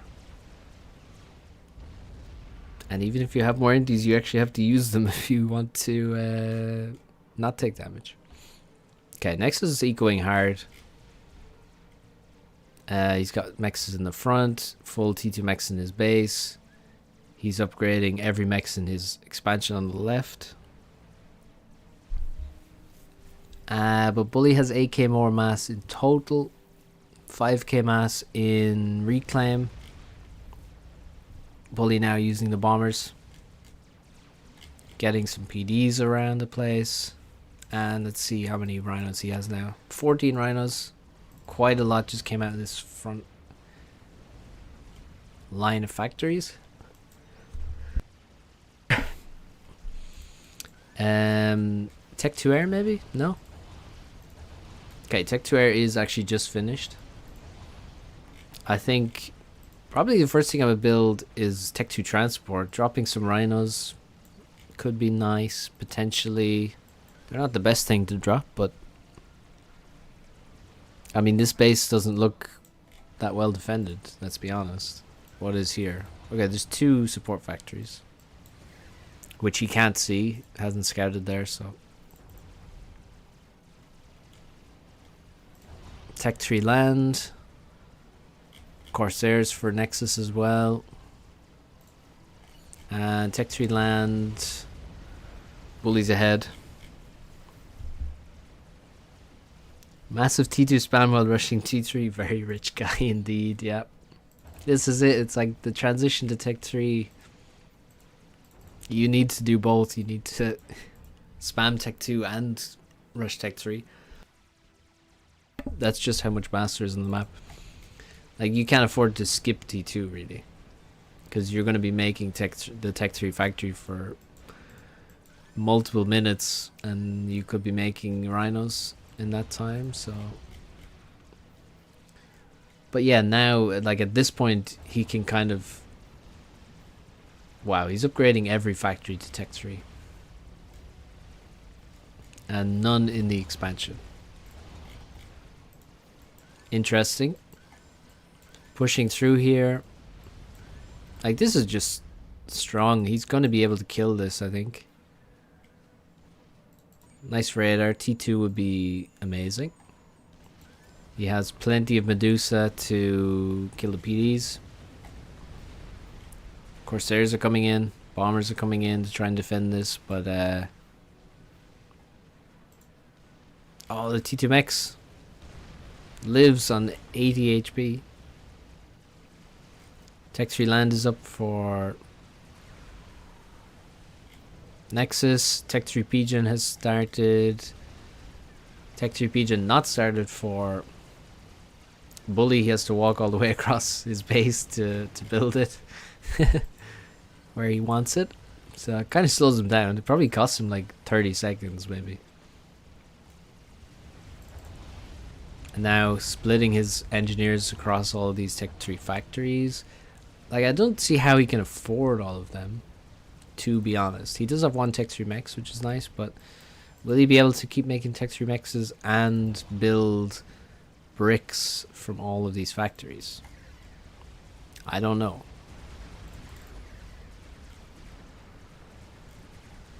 Static flak is kind of nice, honestly. But the Corsairs not really doing their job here. They're look at that whiff.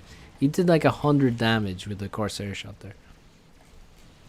Okay, slight stall of energy and then mass and then energy and then mass.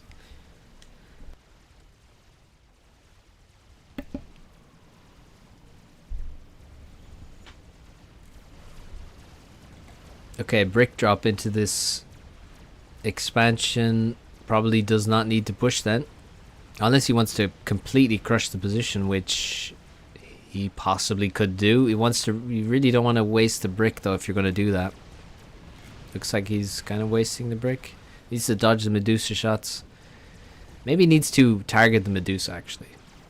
Like shooting rhinos is sort of a waste when they're not going to do most of the damage. Okay, he's pushing into the front while all the units chase after the brick. Needs to take down the PD and then probably the Tech 3 factory immediately so that no brick comes out. Need to do some micro here. Look at this. What's going on here? The brick is going to live, by the way. Okay. What's he targeting? He's not targeting the PD, which is criminal, my new favorite word. And he didn't target this factory. Now he's targeting it. He's gonna kill it. Especially if the brick comes in and starts targeting it. Will the brick come out? It's 87%. Just, where's the Corsairs? Don't you have Corsairs? They would be a great help right now. Don't let this brick come out, man. He's gonna let it come out. No. Oh, wait. Wait. Oh, no. That's actually brutal. Rip that brick and the factory. That's like, how much is that? I mean, that's like 2,500 mass. Just died there. Brick is 1280. Factory is 1440. So, goddamn, that hurts. And he lost another Tech 3 factory as well. So that was insane damage. Yes, he'd left some mass there, but like, he lost 4 Tech 2 mexes, 2 Tech 3 factories, a brick that didn't shoot one shot.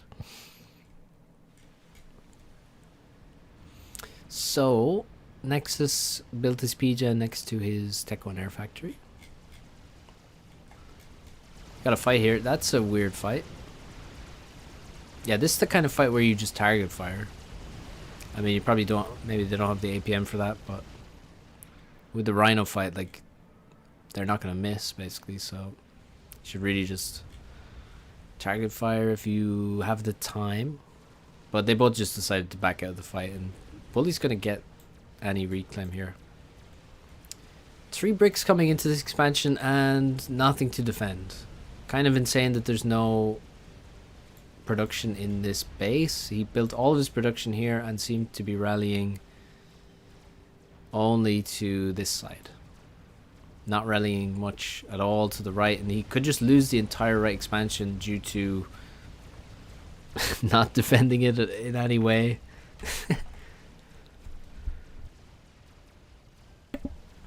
Questionable. Really nice attack from Nexus, but he is completely losing air right now. Needs to. He does have flex coming in. That's good. He's sending engineers. He still has Tech 2 transport, so he could possibly. I don't think he gets the transport through. Maybe once the Inties fly away because of the flak, then he can load up some engineers and actually steal this mass, because there's going to be decent reclaim left. Big attack now on the left, so kind of mirroring attacks here. Another brick is going to be denied, so maybe a good reason why Bully did not make Tech 3 Factory. Actually, never mind, he did in the end make a Tech 3 Factory and lose it, probably without building any Tech 3 units. But yeah, just want to point out that like the ACU could be in the expansion. Probably too risky, but it is an option. So both players lose their expansions due to not really defending. I mean, Nexus kind of tried to defend it, but there's just way too many bricks. And that's an interesting trade of damage. Nexus still has engineers in his expansion. He's taking reclaim while he can. Who will get the top side? Thing is, Bully has a Tech 3 gunship, and he has some Inties left over, so he should have air control. The gunship's kind of taking a fair bit of damage there, from flax down to less than half HP. And the Inties might just get farmed by the flax as well. There's a lot of out of fuel Inties, so they're going to be useless. And we need to repair that gunship. Still one of the most underutilized features. Okay, rip all of your deceivers. They've run ahead of your bricks, unfortunately. And yeah, he needs to regroup, which he's doing. Nexus with a good formation. And yeah, he's just going to regroup here. And actually, where was that brick? Was that brick going over here? And then he decided, let's not just suicide the brick. Probably not going to land. Okay, we got second Tech 3 Pigeon coming up.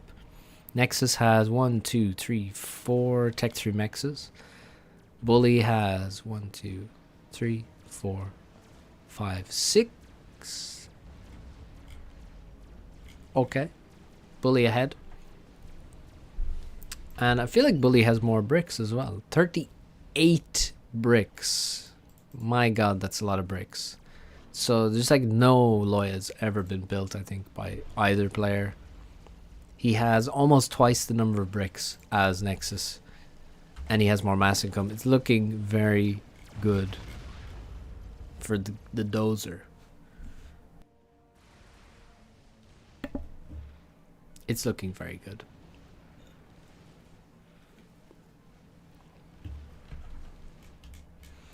Okay, Omni. No shield. No TMD. No fear. Does Nexus have an Omni? I don't think so. He only just built his second Pigeon, so now he can afford to make one. Needs a few Pigeons around it. But adjacency to the Tech 3 Pigeon is very nice. So that should reach almost the whole map with the radar. Oh, it actually does show the whole map. Except this tiny corner where you could, I guess, build a nuke launcher. Which would be funny.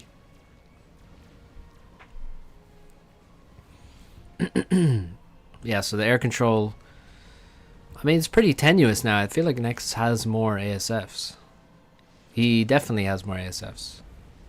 And if he fights, why is he chilling around? Is he gonna fight? Just fight, dude. The gunship is on 120 HP. Where's the air staging? to get it back to full HP. Now it's gonna die if someone farts on it. Let's see the eco balance. Looking good. I mean, yeah, he's adding another air factory, balance the E. Just a mammoth army on this right side. Could easily take both sides. We already saw how many more bricks he has than his opponent. Shouldn't really be allowing this to exist, but he's ahead anyway. I mean, Nexus should not eco this. Like, he has no defenses whatsoever. I think it's a total waste to eco that when it's almost certainly going to die. But I think he knows already he's in a terrible position because he's just getting overrun. There's just so many more bricks for Bully. Yeah, so there's a drop. A couple of drops into the expansion, and Nexus says, okay, that's enough for me. I'm losing on all fronts. And yeah, maybe he should have taken an air fight. And I mean, even if he did, what could he really do? Bully, no upgrades. I mean, guys, make AC upgrades. Make AC upgrades.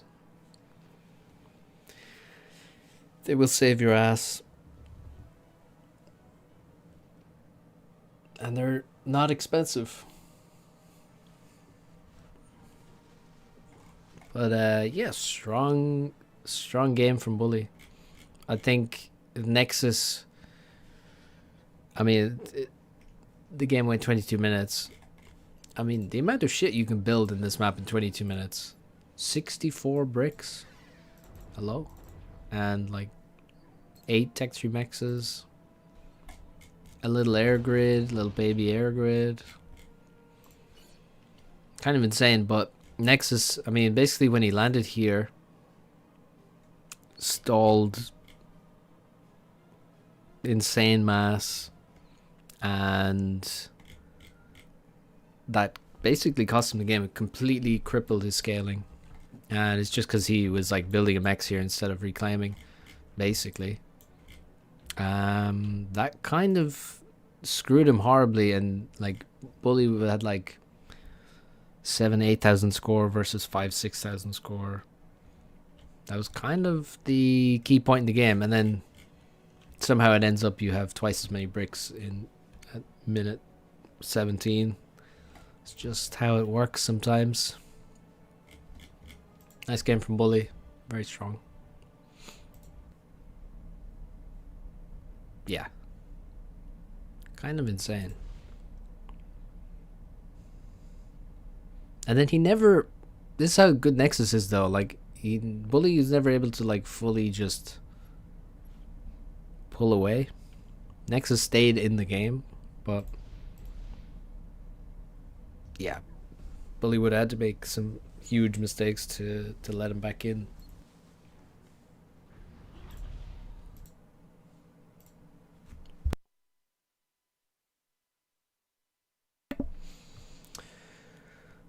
Okay, what else could we watch? So that was a 2-0 game. So that actually was the first of a best of 3. So if you're on the verge in a Swiss system, in this particular Swiss system, again, it's like the Counter-Strike majors. If you can advance to the next stage, or you can be eliminated completely, then it's not a best of 1, it's a best of 3.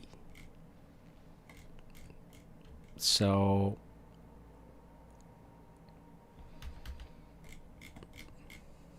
if it's not an advancement or elimination game, it's best of 1.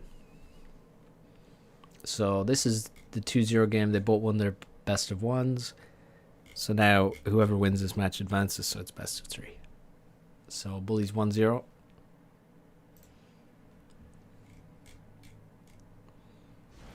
Also, I don't know what was covered on the official stream, by the way.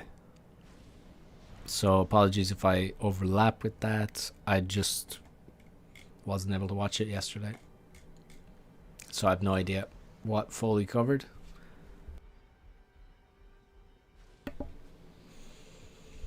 Also shout out Foley for casting all on his own, and for Signs for being the TD, doing most of the TDing, and Hybrid also for running the event overall. I think the map pool is pretty good. Okay, so it's a chosen map. So you don't have too many mexes in your base. You have key bits of reclaim. We can see here. Also these down here, very important. And yeah, we have this weird plateau which is sort of like lurking over your base, and there is like one spot where you can edge build a factory up, but it's kind of hard to find. It might be like here, I think. If you stand exactly there, then I believe you can build a factory.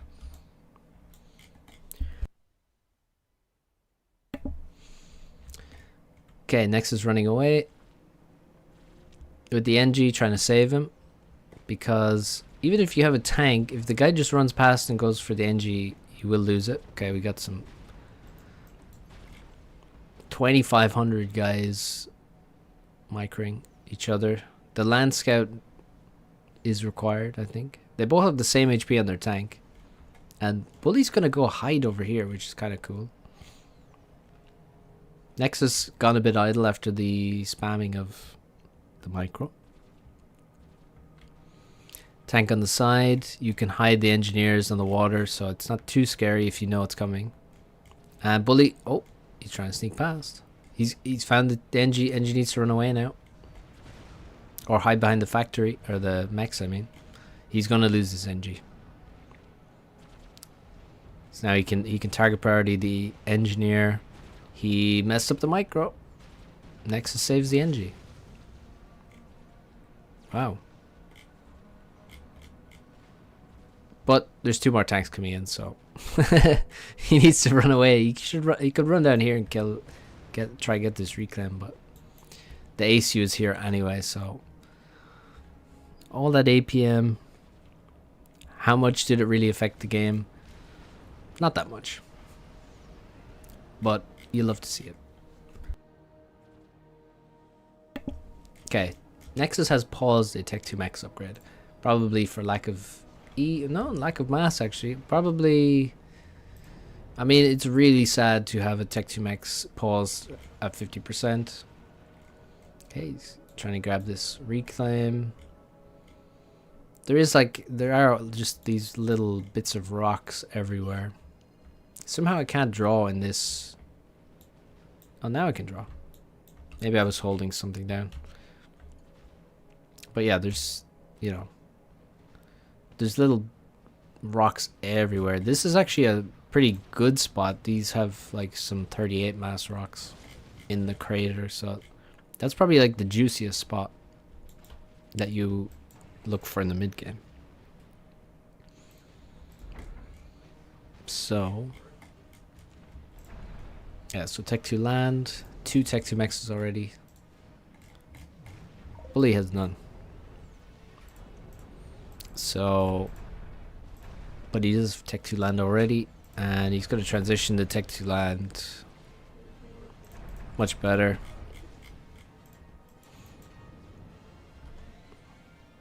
Who's got the air? A Bully looking to secure both side expansions is really good actually. If he can get a drop away to the right hand side, he has a lot of tanks there. Nexus, maybe he should be sending his comm here.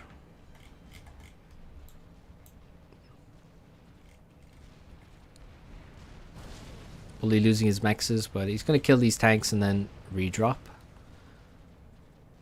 And this is all time where he could be dropping this expansion, I guess. So his tanks are pretty nice from Nexus. And Bully here.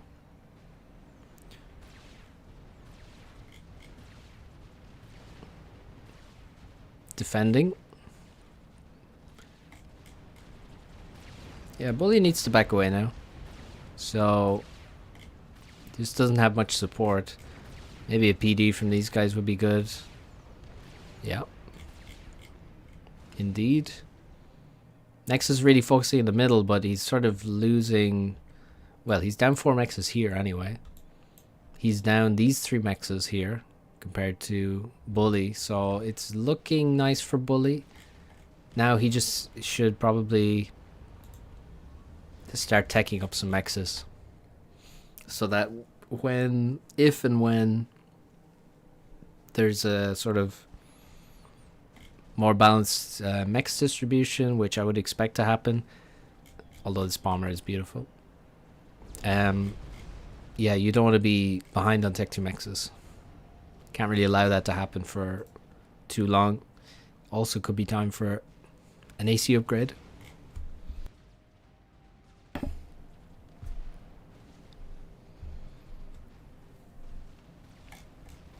Now, no factory here is sort of insane. I don't see why you wouldn't build a factory there. And then you can sort of be annoying here. You can attack move engineers here. Could even get a Tech 2 factory. Yeah, we've got the gun upgrade. Nexus pushing forward, takes some damage from the PD. But he doesn't have any Lobos to really easily deny this gun. And that's a lot of pillars now in this army. Versus, what, 2 pillars over here? I think Nexus needs to maybe run away to the pond to make his own upgrade. Oh, Bully cancels. Is he... And he's going for the kill. Okay, can you... I don't think you can get into this pond. So Nexus needs to run you into this one, I think. Bully just gives up this position. Loses this position.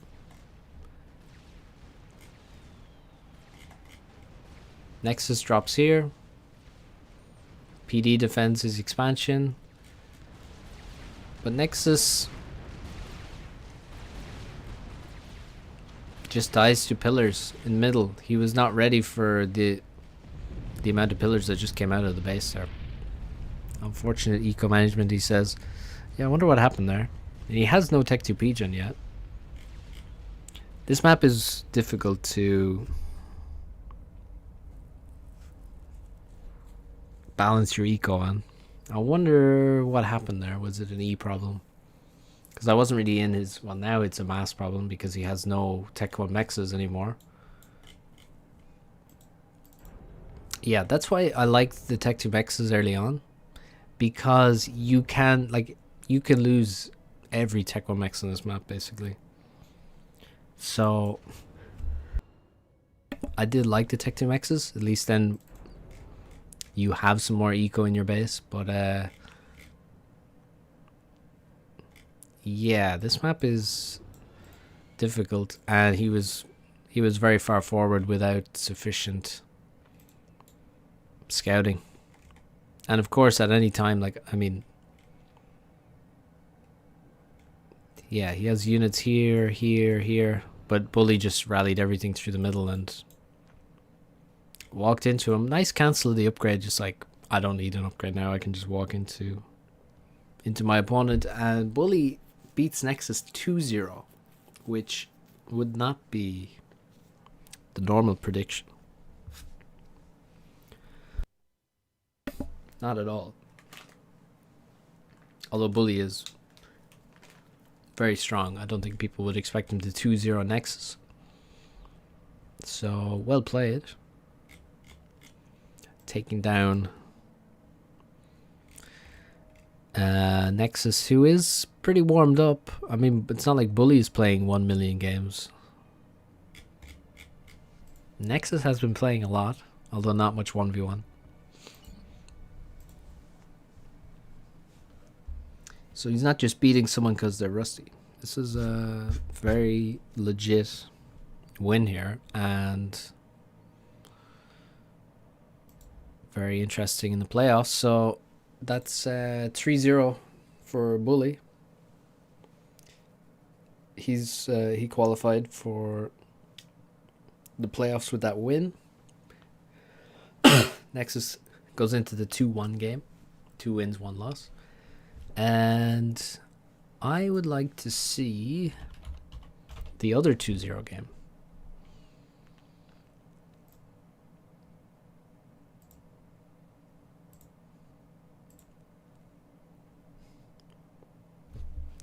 Bully will win LoTS this year. Oh, that's the wrong... I clicked on the wrong game. I mean, he's got to be one of the favorites for sure.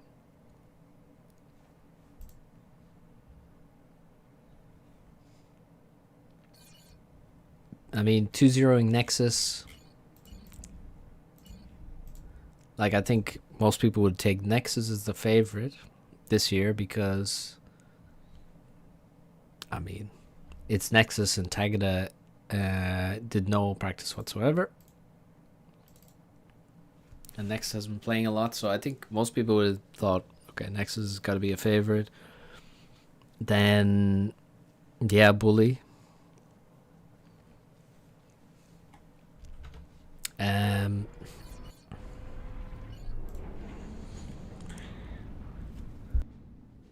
Yeah, like before the Swiss stage started, I would have taken, okay, Nexus for sure be one of the favorites, Bully, Farms, and then after that, then I couldn't take Tagada because he did no practice. Like, when I realized that the Swiss was yesterday and he had played 0 games, I was like, okay, this is kind of spooky for him.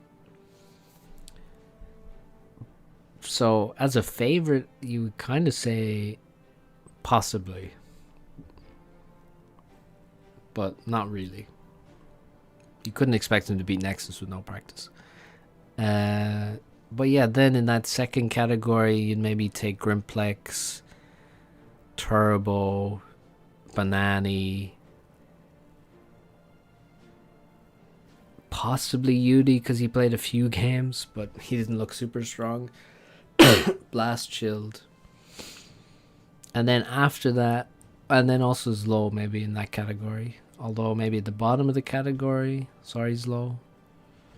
And then after that, you kind of have the rest. Like Robo, Rallia, Swado, Wi-Fi, Blinchik, Shen.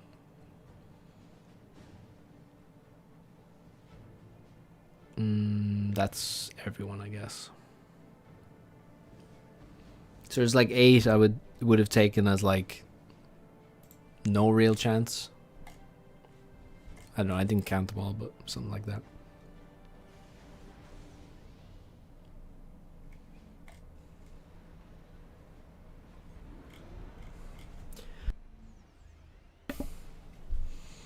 But really, in terms of winning favorites, I would have taken Bully, Nexus, Farms, and then possibly Banani and Grimlex. Maybe Turbo? Okay, so anyway, Farms, first air. I like first air on this map. Get a quick bomber up. We got Turbo over here. Second air, he's only got 7 P-gens. And what? Somehow the Lobo survived. Okay, rip the NG. No dodge there. This guy's dodging. He's got this low dodge. Nice. This low dodge never fails. Okay, that's not true, but it's pretty good. Oh, I should probably put the game on the screen, shouldn't I?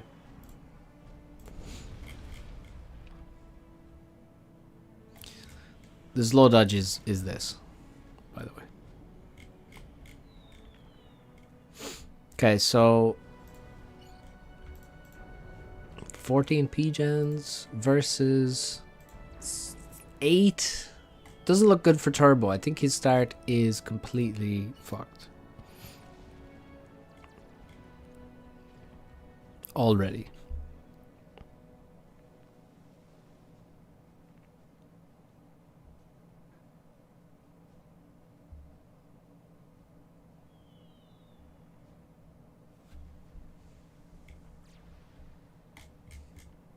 This Zooey just will not die. Okay, he should get reclaimed now. Yeah, nice. 4 HP.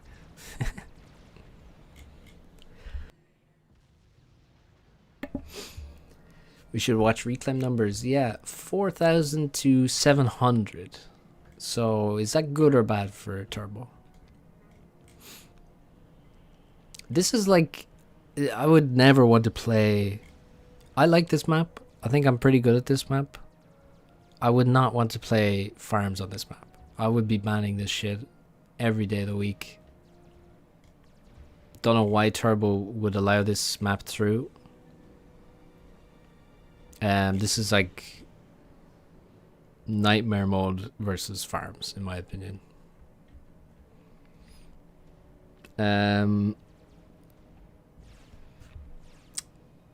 You bully, you would put yourself top 8. Okay, well, I just disagree with that totally. I think you're easy top 8, pretty easy top 4, based on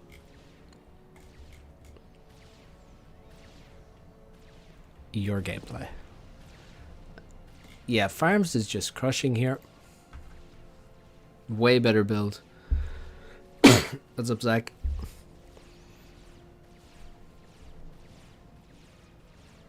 We got no navy. Well, no, we have 2 naval factories. Versus 1, we have T2 land already finished, 5 minutes 30. I love that shit. That's great. Tech 2 PGen maybe in a moment. You can slowly start making one. TML also is insane on this map. Especially if you make T2 in 5 minutes. Like, you can just start TMLing naval factories, win navy. You can start TMLing anything, upgrading factories. And so that would be pretty abusive, and it's a tournament, so abuse everything you can, guys. Okay, rip that factory. He does at least get another frigate out. But that's a good reclaim from Turbo. But he is kind of... Well, okay, Farms is AFK. Farms also has 8,500 mass almost. Reclaimed versus 4,500. Turbo hasn't reclaimed his Salems on his main base. What the fuck? Are we seeing Tech 2 Navy Rush? Maybe? He's going to lose like tons of NGs. He's not running away with them at all. Okay, actually he just loses 2 NGs. Never mind, I guess. Never really a bad idea to make AA there. No on-screen chat. Yeah, I don't know. There's something wrong with it. And didn't really have time to waste trying to fix it right before the stream.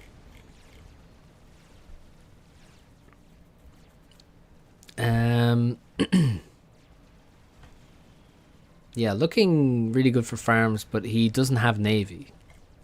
He has been given mid basically for free, and he has gotten the bottom for free as well. Already 1 Salem wreck gone. The other Salem will be his as well. Air is... Nobody has much air. And the Riptides are getting past the frigates. That's the problem. You don't have much...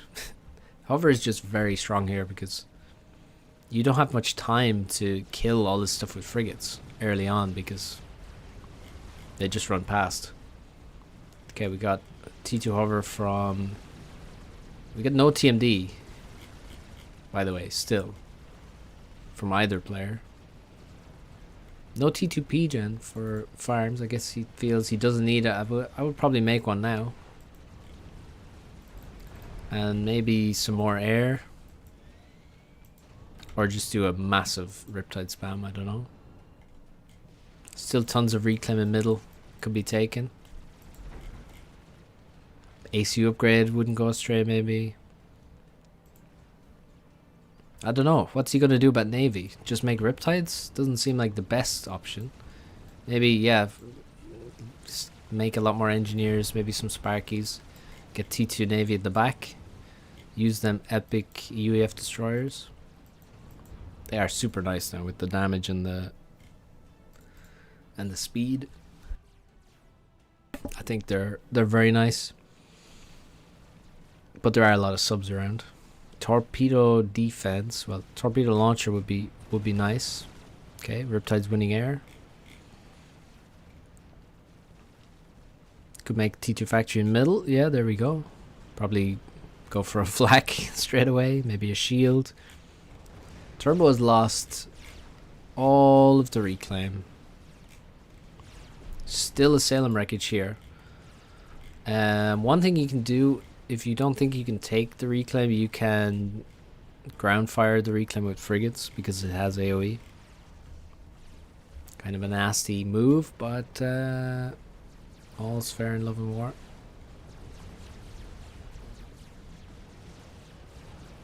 Torpedo launcher going to farm these subs. Should not be firing. Should not be sending subs after these torp launchers.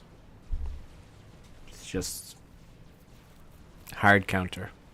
Unless you have a lot of Seraphim subs and they can actually use their torpedo defense to protect themselves. Yeah, Farm's looking great with map control. He's got the bottom. He's got the top. He's got 6k more reclaimed. He's got 4 T2 mexes. 5 T2 mexes versus 0 T2 mex. And I think Turbo is just going to run out of steam like right now. He also has middle. Yeah, that's it. The mass difference is crazy. In eco, it's like 70 something to what, 20 something? That's his eco. 22. GG, man. Yeah, like I said, I would not ever be playing. I think Turbo didn't play it great. Obviously, I mean, we saw he still had Salem wreckages. He was behind like 8 pigeons to 14 at the very start of the game. But even if he had a better build, I would just not play farms on this map. Even though I love this map. Still. Kind of surprised Turbo ended up here. I think Turbo should just play him on something else. I don't even know what exactly, but almost any map would be better to face farms on. So if you want to see how to play that game, play that map, I mean, it's probably not a bad idea to check out what Farms is doing there.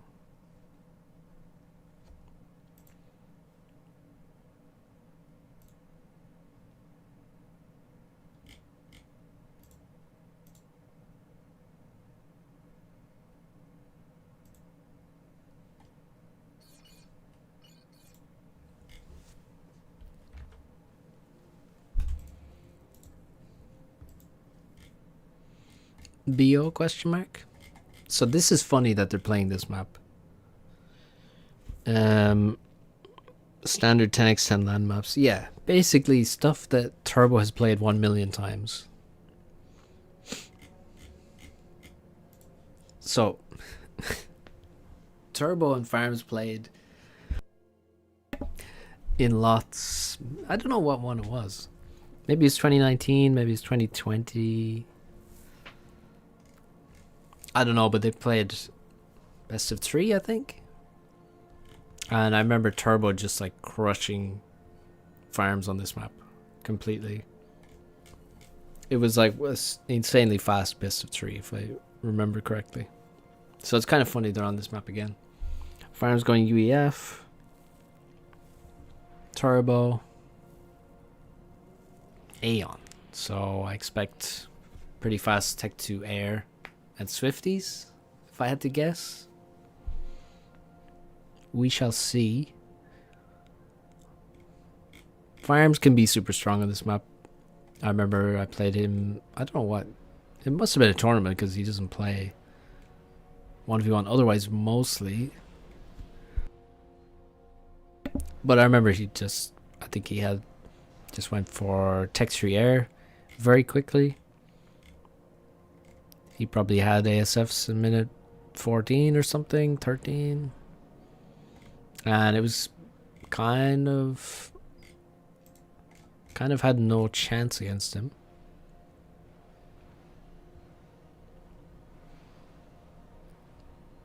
So let's see what he does. In this instance, I don't know if he was playing UEF then.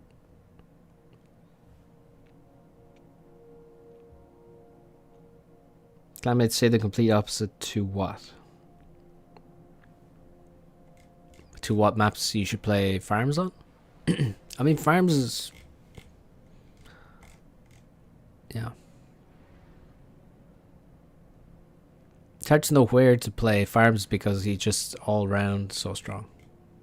So I don't think there's any like major weakness.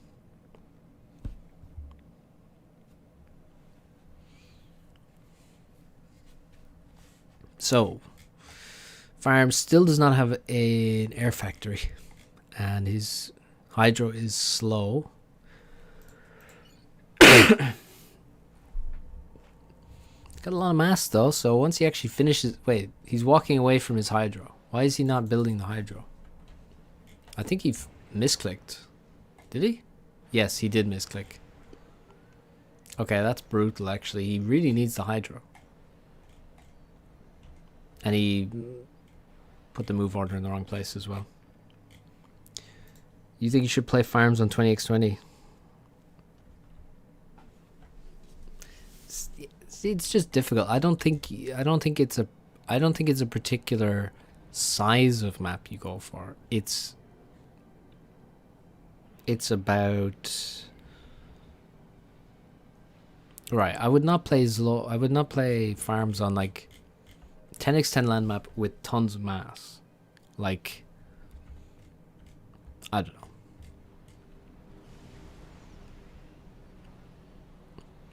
Last Oasis or something.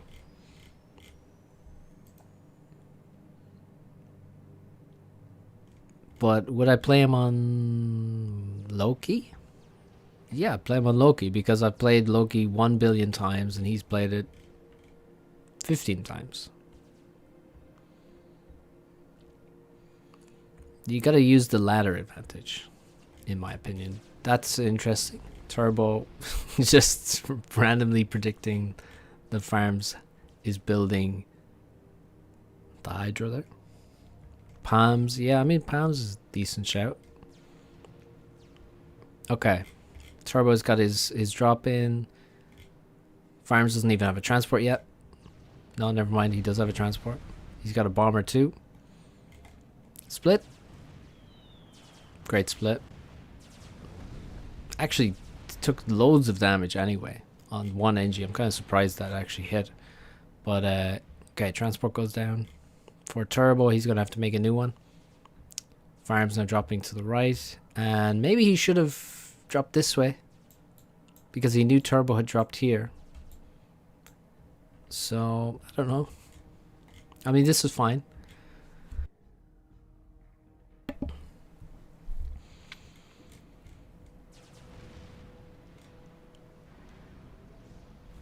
So, let's see.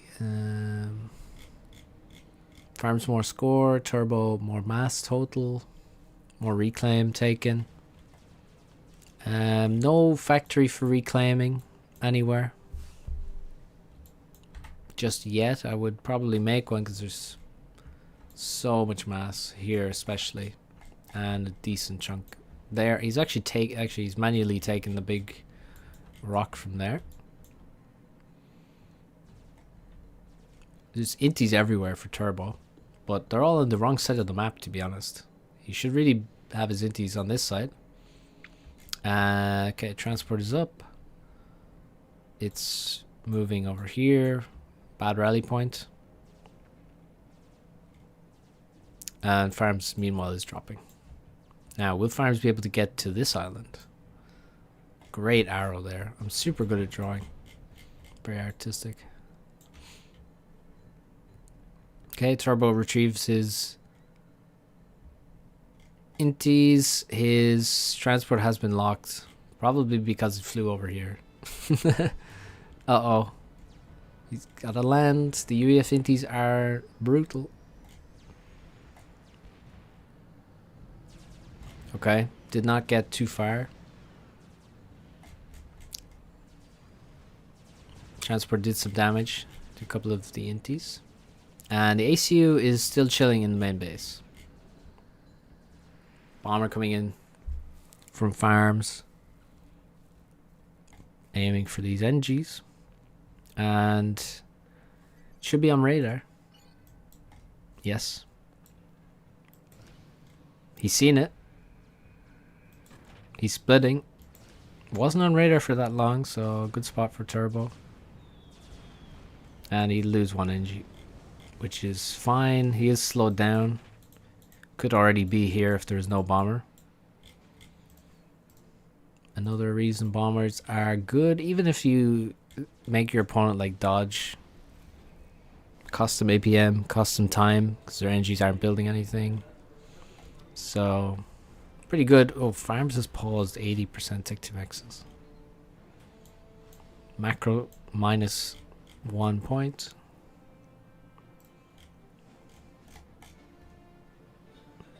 Turbo has no tech 2 maxes. Minus 2 macro points.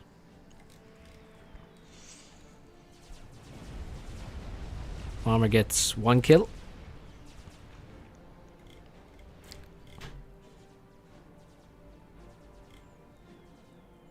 And the game's going to stabilize here. Very shortly. So nobody's making... Oh, well... Actually, I was just about to say, hey, nobody's making drops into the side islands to build some proxy or anything. And then, of course, I spot this little guy down here.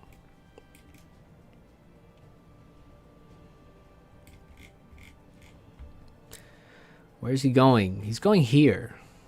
So, not the greatest spot. I think he's going to be seen immediately. He obviously doesn't know it's a pretty random place for NGs to be. He does know that the reclaim is gone from here though. Presumably. So maybe that's why he's landing there. Yeah, so Zlow has paused everything. The T2R is not super fast for Turbo. He has 1 Tech 2 Max still. And Farms is really trying to use these bombers. Only 1 factory on this island is not going to be enough to defend it at all. But Turbo doing way better on reclaim. 9k versus 5.7. But okay, apparently this NG did something really dumb, I guess. No more ecoing from farms that I can see. Does have some naval production. And some random bombers. Air pretty even. And he's going tech 2 air here at the back. Now this drop. Is it... is it finally going to land somewhere? So you can also just land up here somewhere and build stuff. Like there are parts where you can build even a factory. Get some tech 2, TML the main base.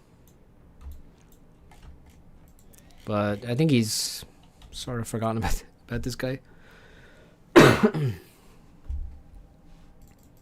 Excuse me. Okay, tech 2 land. A couple of flags for protection and then some riptides. Tech 2 land over here as well. Riptides.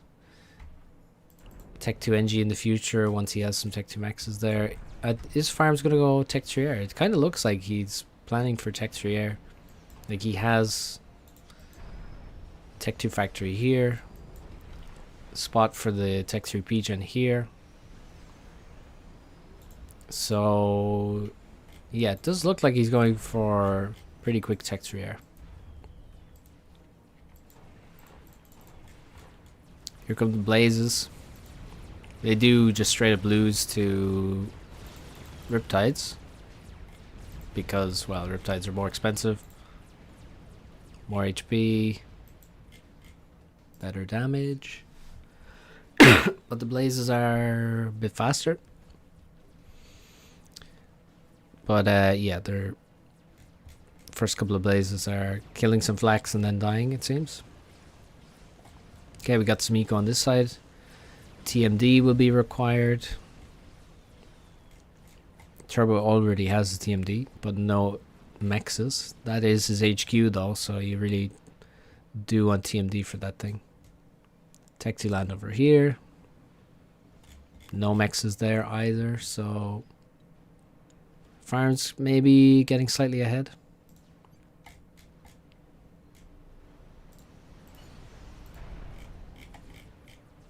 Not going tech rare just yet, but I feel it's coming.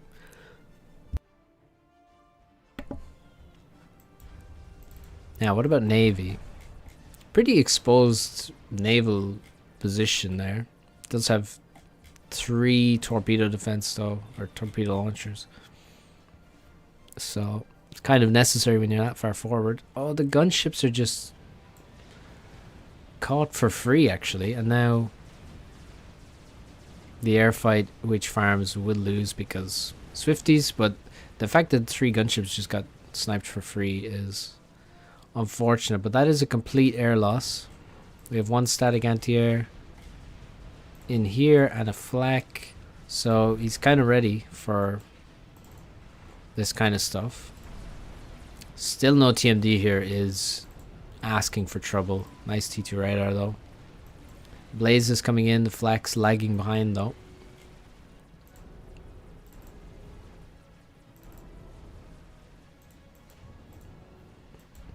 Yeah, TML, if you build it like here, you can hit the main base.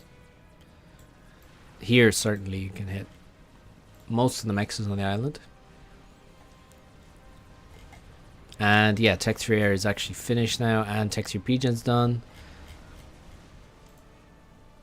Not shocking to me that he would go for that, because likely he's going to be against Swifties and Tech 2 Air, so you can't really beat Swifties. If the AM player wants to win air and they just make plenty of Swifties, you're basically not going to beat them with inties. You can defend yourself with flax and anti-air, but that's kind of as much as you can do. You're not going to win air control without going Tech 3 Air. And by the way, AFSFs do amazingly versus Swifties. Like watch. So this guy is going to get killed because they're parking over his factory. I think he did kill 1 Swiftie though.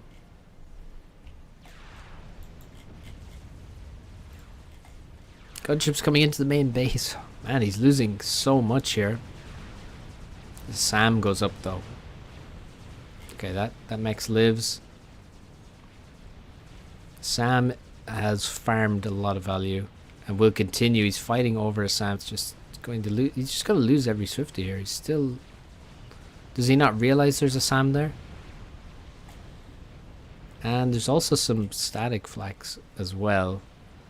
So the air is completely doomed now for Turbo for the next few minutes because he still doesn't have Tech 3 P-Gen.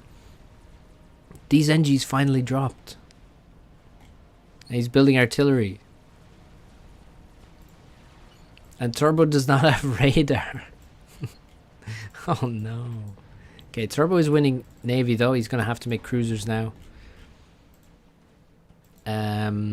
Or at least like a lot of flak. Turbo's making TMD.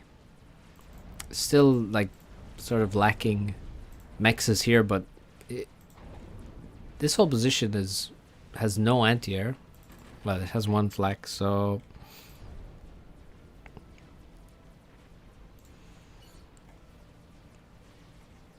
I think a broadsword might be in the future here. The very near future.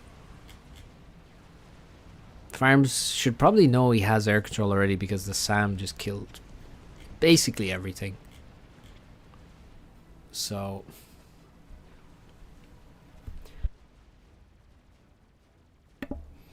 what's up, Thomas? has all the top players. Hey, I'm not in the tournament. What does that mean? Still no gunship. I would expect a gunship. But yeah, the eco's looking nice. He can feel pretty safe with air control. Needs to rebuild that mix. So what's Turbo doing? He's making his second P-Gen. He's making ASFs. Is he making cruisers?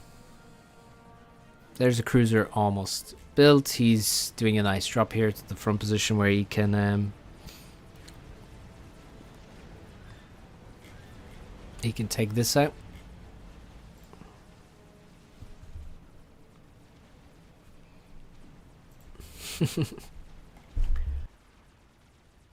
I don't think Vindex gets to decide who's the top player. Not sure he has the knowledge.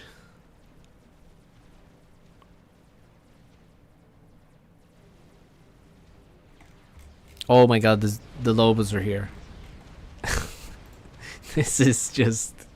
It's actually disgusting. Turbo might just quit right now. If he loses a P-Gen... No, he's not going to lose a P-Gen.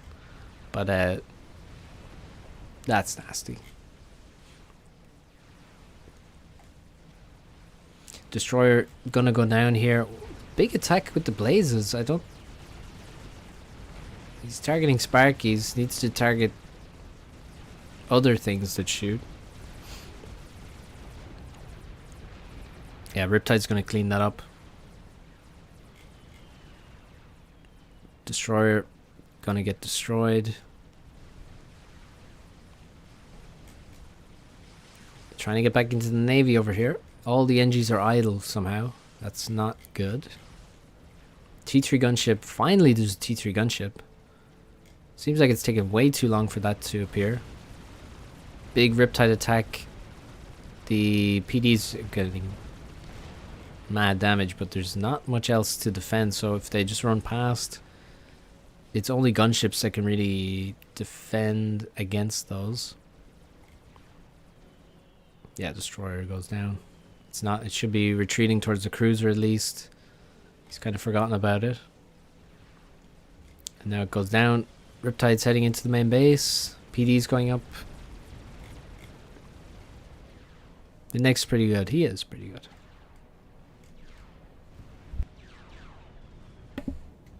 Decent.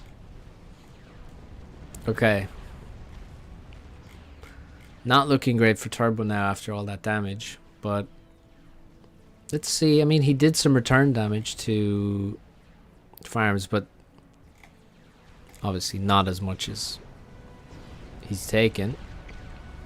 ACU walks into the base, gonna clean up this, get some pretty okay reclaim from the factories. It's probably like 5 factories too many that farms constructed there. When will he use his air advantage though? He's got 20 ASFs versus 8. I guess he's using some random 2-on bombers, but like he could just win the game, I think, with 3 gunships. Again, very little anti-air here. No flax, 1 Tech 1 anti-air.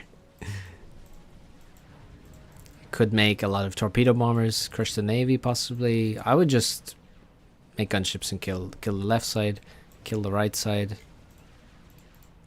and wait for the GG.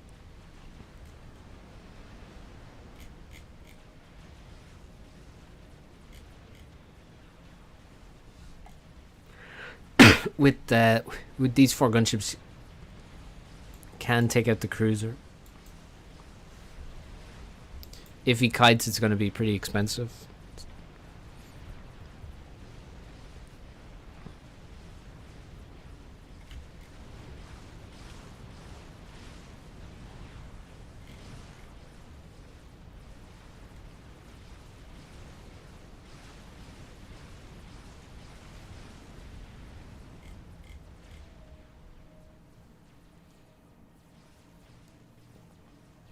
But yeah, Turbo still has more mass income.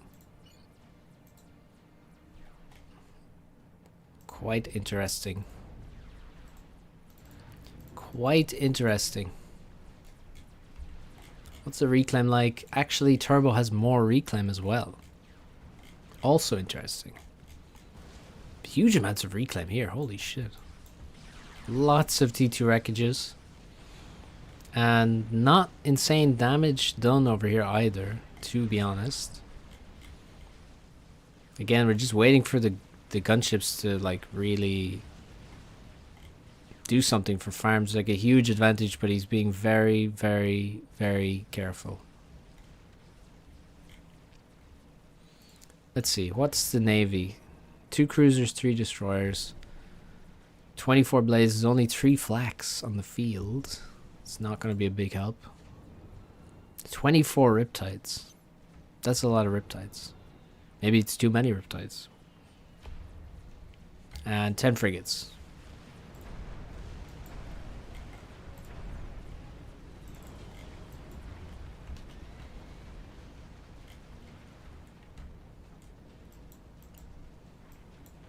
Quite a lot of damage done here. Turbo just really needs to not fight air. He should not. Honestly, you should not park his air there. That's scary. Even over 2 cruisers, farms would win air. But the cruisers are actually close enough to farm some ASFs. Okay, here we go. Here's the air fight that Turbo cannot afford. Oh my god. And he's not kiting away from the gunships either. And this is the game-losing move here. That's not an upgrading factory. Cruiser's dead. Air 1.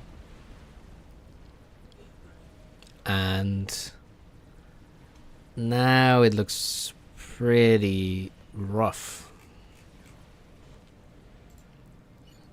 Turbo, he's not stalling, so he's running at full capacity on his air grid at least.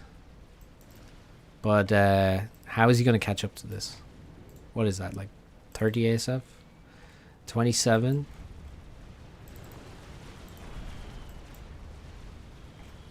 Huge mass field.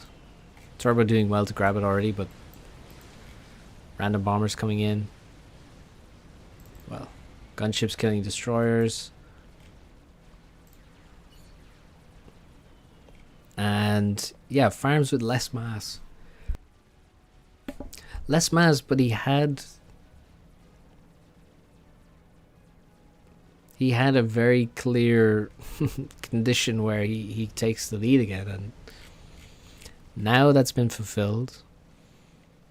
And even though he really took his time there, but he did get the chance to just do exactly what he needed to do to take control of the game.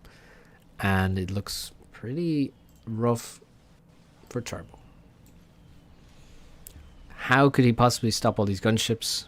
He's paused everything for some reason to rush Sams, I guess, in his main base so he doesn't lose his whole grid. He might lose the grid anyway. To be honest, there's no shield. Okay, he's going to lose all of his ASFs. The shield is denied. The SAM is there, but there's only one SAM. There's a couple of flaks. The NGs go down so they can't reclaim the P-Gen. So it will explode and it will kill the other P-Gen as well. And the T2 P-Gens. And that is GG. What a throw. I think in a sense, I think the proxy honestly wasn't that big a deal. But Farms had the air, never used it, and then he got the chance here. The cruisers were right there. The air was parked too close. But like Farms all that time could have been over here killing every mechs on this position. So he was very patient. Maybe, like, thing is, I don't know how Turbo avoids the eventual air crush.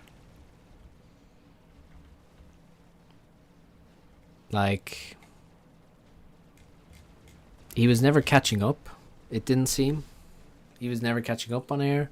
He wasn't investing in anti-air. He would have had to invest in a lot of anti-air. Maybe he just, yeah, I don't know.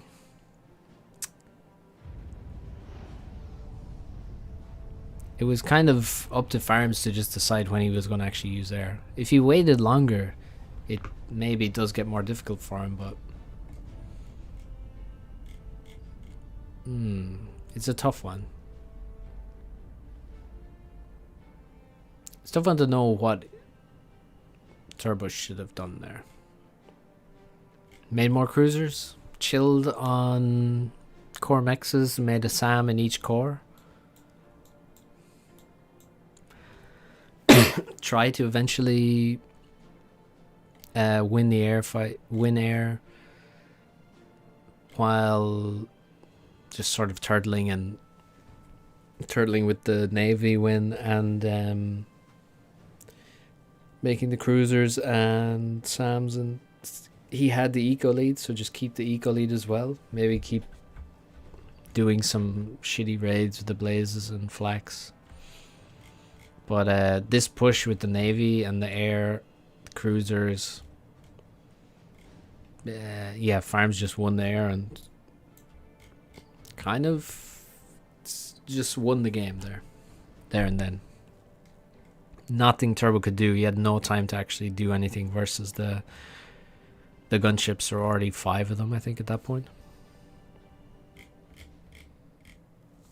So kind of interesting game. Kind of an interesting game. Especially seeing as Farms had like less mass for kind of the whole game. But he had the right units. And as long as you don't waste them, you always have a chance in the game. Mexes aren't everything.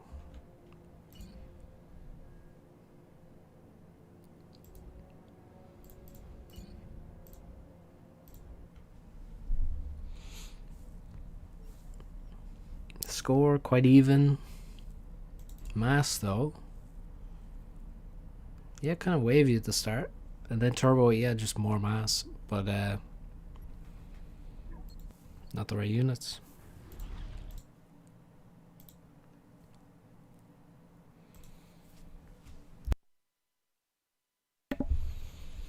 Okay, is there anything else we want to watch here?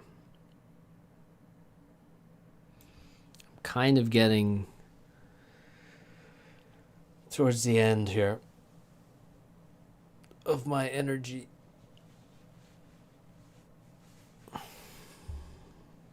Farms keeps winning from bad positions. Yeah, but this what I mean though. I don't like. He didn't have a bad position in my opinion. That's kind of my point. Like, having less mass doesn't mean you necessarily have a bad position.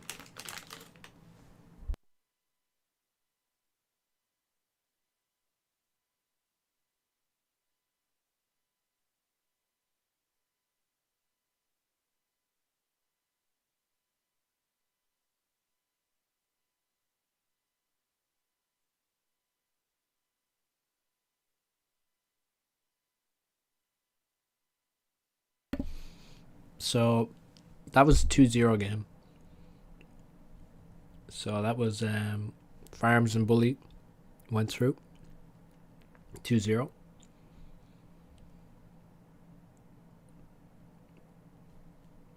So not too surprising. But maybe not the 1-2 picks before the tournament.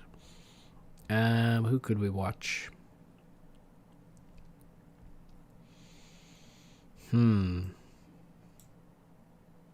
Did we watch any Yudi games? Yes, we watched Yudi Grimlex. Have we watched everyone at this point? I didn't watch Banani and Swado, and didn't watch Blast Chilled. or Shen. Is that correct?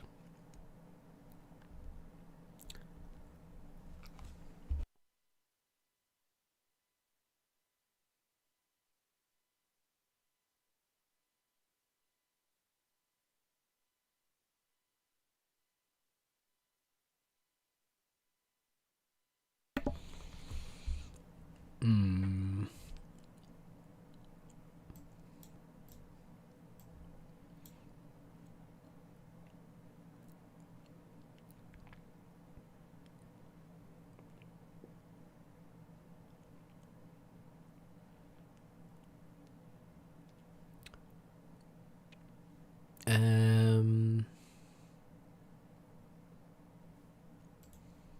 Okay, let's watch Banani.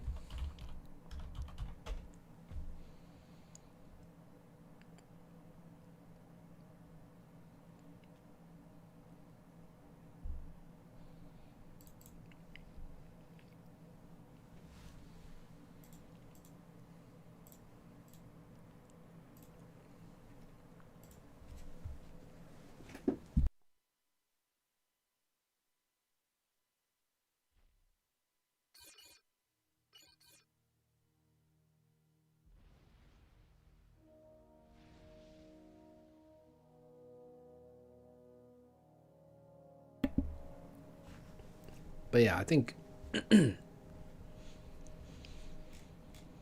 yeah, I think it's important. It's like Farms did not have a bad position there. Even though I had less mass. I think it's like not well understood, I guess. Like I feel like Zlow gets it by the way he plays. Farms gets it. That's not. It's not just about having more mass.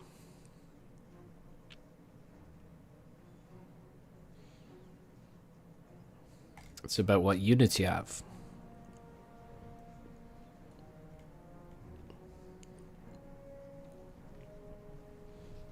Okay, so we got Taga versus Banani. This is a 2-2 game. No, it's not. This is a 2-1 game.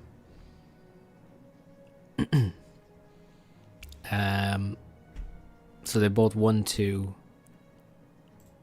and lost 1 at this point.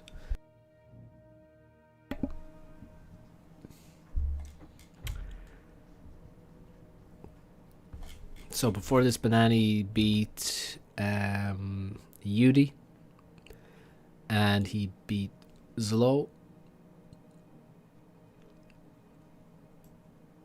and wait, what? This doesn't make any sense. Because he's highlighted green in all of his games, but obviously if he's in the 2-1 game, he lost the game. So what one did he lose? He lost versus Swado. Oh.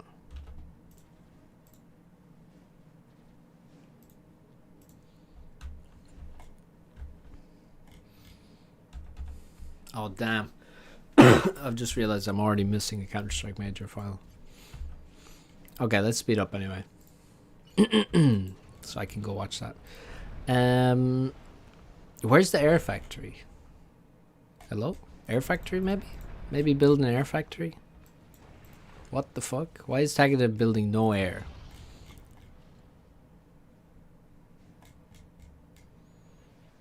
But now he's reclaiming single trees here. Not good. Pretty good lab here. Should get the kill. No, never mind. He won't get the kill. Good defense there. Bomber. Okay, 5th air on Loki. Are you high, my man? Banani AFK with the bomber. Not great. Hasn't scouted the base yet, so he doesn't know that there's literally no air factory. He can just spam bombers on repeat for now. Has the micro. Oh, Taga to put them right next to each other for him. That's unfortunate. Not sure why he would do that. Okay, bomber comes in. He sees the air factory under construction. Does he react? Yes, nice. A couple of bombers queued up now. Incredible second drop there. And another drop. And there's no anti-airs at all, even though he has no air factory. He built no anti-air. Okay, here's the anti-air now. Bomber goes down. He can actually suicide another bomber in and just kill P-gens. Good fight for Banani here. AC will secure this expansion. Good bomber as well on that side, killing that NG.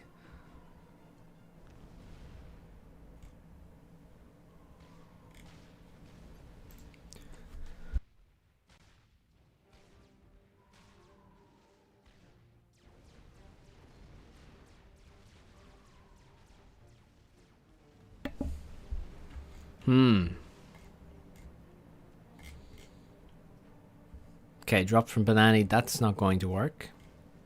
Good units from Taga there. No E to run this air factory. Mass in the bank. Might be time for a mech upgrade. Definitely time to build more P-gens though. Come on. Build the P-gens, man. You need P-gens. Plus mass, 0 energy. Get the P-gens. See, his eco balance is lacking. This should not be allowed. Tag it out. Keep your tank alive, man. Oh, he's running away. They're both running away. He's going to allow this. Micro? Micro?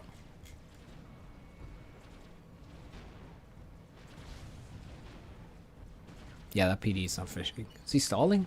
Ah, he's stalling. Maybe without a stall, he would get a lot closer to building that PD. Okay, Taga is in the top expansion. Don't know why he doesn't build the mexes.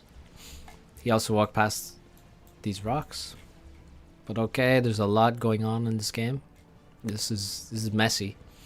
No tech to mix from Banani. Crazy stuff. Good drop there. Denies the Hydro again. Should kill the 2 mexes. Good bombing in the middle. This army is just idle for some reason. Could have run in here. But again, no anti-air. Oh, air fight. Air fight that Taga definitely loses. Yeah.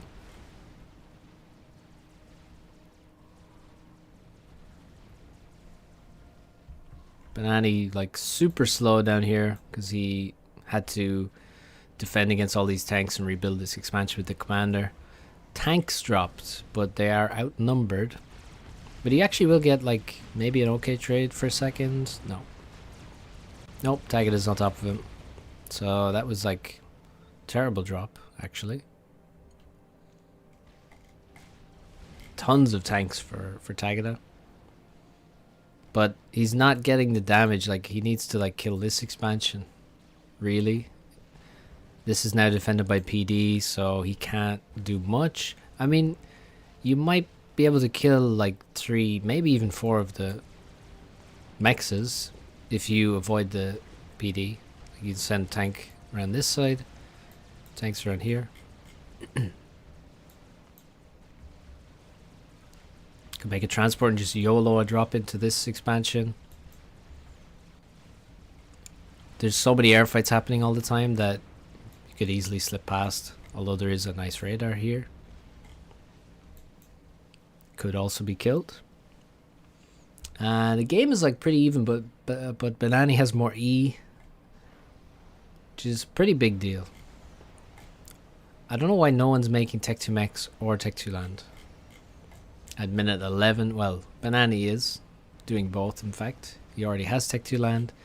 And Taga is way behind on Tech 2 Land. Only making it now. 50%. 500 E is not enough. And he's not building E. His eco balance is really suffering in this game. He's not balancing his eco. Banani with huge gaps in his defenses here. And it looks like he did actually lose Mexes, but he had engineers to rebuild pretty quickly. ACU kind of chilling. PD should die. Shouldn't run behind the wall, but kills the PD. Buys some time. 3 rhinos are going to come in, and 3 rhinos versus this is no contest. Meanwhile, the rhinos just won this fight here, and Banani gets the reclaim, so really nice. Classic Loki shit. You really have to overwhelm if you're going to make a lot of Tech 1, but otherwise you're going to get farmed and reclaimed. Again, another reclaim field for Banani here, most likely, unless... Actually, yeah, where's Tagada's comm, dude? So he went up here, and then... why is he here? Why is Tagada there? What the fuck? Is that not insane? Have I not been watching the game?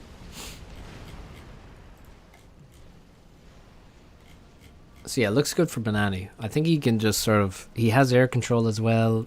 He has more Tech 2 because he's been there for longer. Rhinos are missing, by the way. Definitely saw shots miss there. Interesting. They do miss sometimes. Beetles. All's fair in a tournament. 4 Tech 2 mechs. 2 more down there in the way. I wouldn't really upgrade those, to be honest.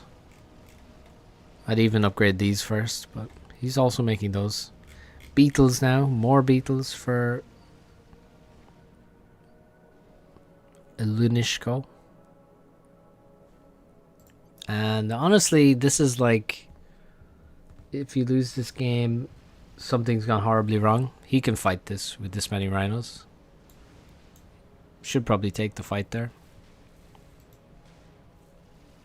Get the comm involved. No reason to not use the comm. Tagada's going to have to use the comm to have any chance in this game. So he's pushing forward. All this reclaim is gone. 2k more reclaim for Banani. And Tech 2 air is good switch up. Banani has T2 just in time. Yeah, I think Tagada wasted time. He could have been in here killing all of this, but he wasted time with his Tech 1, and you just can't afford to stand still for very long at all. Okay, the Renegades take out the anti-air and then fly away. Make that make sense.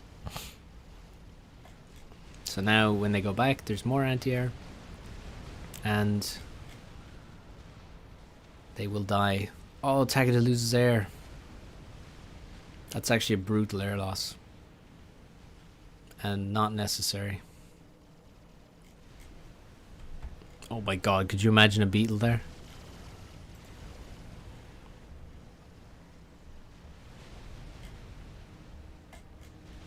The gunships perfectly find the flak to fly into. Unlucky.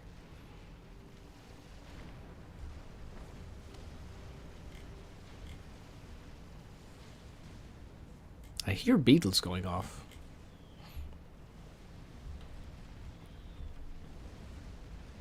Where are the Rolling Stones? Okay, he's got the gun in stealth. Taga has no upgrade. He's just doing a big push, but with no AC upgrade, I don't know. Oh, there's the beetles. Ow. balanced unit.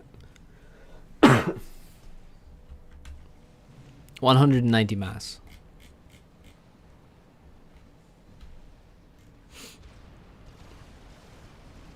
Okay, he drops engineers to get an upgrade.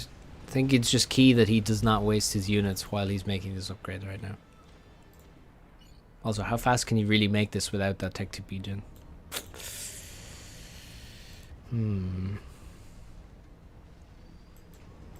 Pause there.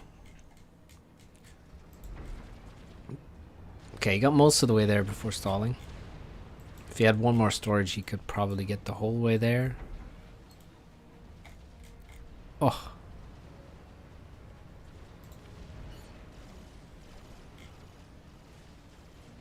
Lawyers are so nasty versus pillars with the stun. Okay, gun is finished. No other upgrades. Beetles.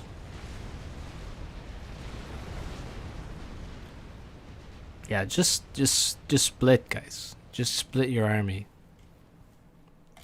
Uh-oh, more beetles into the base. He's gonna lose his P-gen. There's nothing he can do. Just split, guys. Just split your P-gen. No, he didn't kill the P-gen. What the fuck is he doing? Oh, never mind. He still has 400 HP and dodges every shot, so he still turns around and kills the P-gen. Okay.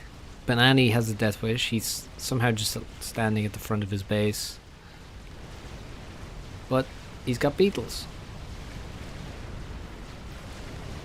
Damn, I guess Taga should have split his army up.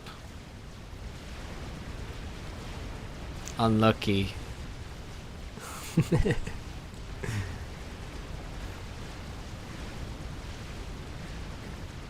Okay, I am taking the piss, but also the unit is busted.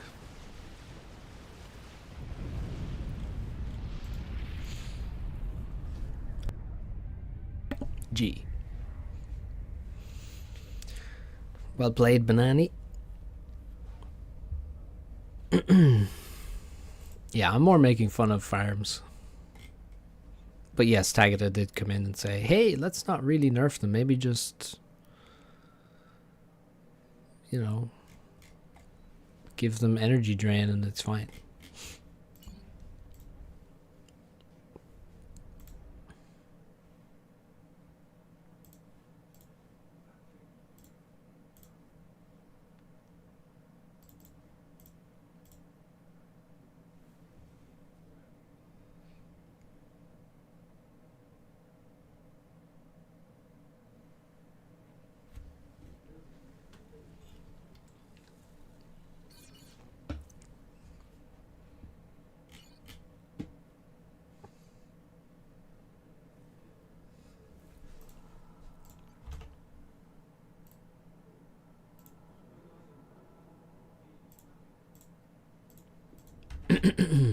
Okay, UEF versus UEF. Interesting. Don't know who they banned. How many people use them currently as far as I know? Yeah. But, I mean, I personally don't use them because I think they're total bullshit unit. At this point, like with their cost.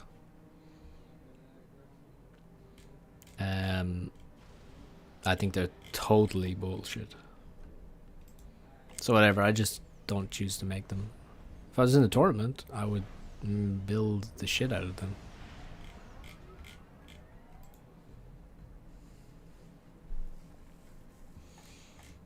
Like at Tech 2 stage, they are insane.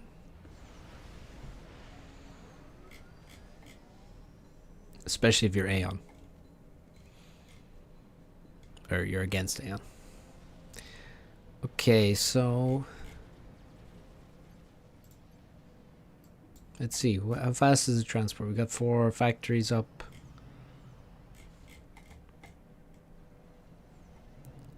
Five here. Transport. Targeted making labs. I like the labs to the corner. A nice move. Banani could actually shoot this lab with the scout. Already has done some damage.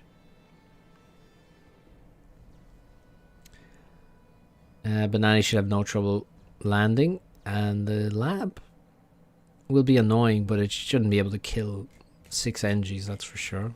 Just does not have the damage for it. And Taga should also get his drop away pretty easily. Any bombers coming? Okay, yeah, bomber from Banani is big. Early a bomber to the corner is like almost essential on this map, in my opinion. The upside is huge. Okay, lab coming in. Factory already finished by the time the lab arrives, and he gets reclaimed. Ran in too close. So Taga looking strong here. This is going much better for him, and maybe shows that. Well, maybe did he pick this map? Is this his map pick? I wonder. Probably. Don't think this feels like a Banani map, really.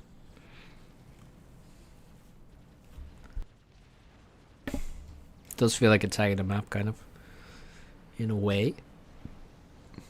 Okay, B-Gen up 6 minutes. Pretty sick. I like this play from Taga. Looking strong. 9k mass total ahead. He's gonna have. Yeah, he's got 4 Tech 2 Mexes in his core already as well. The side is secured. And he's going straight to Tech 3. He's going to be Tech 3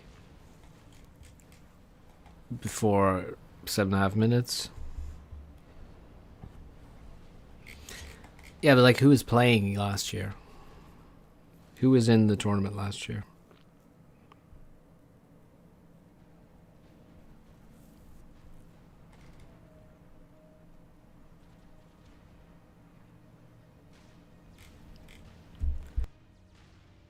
Genuinely, I don't know exactly.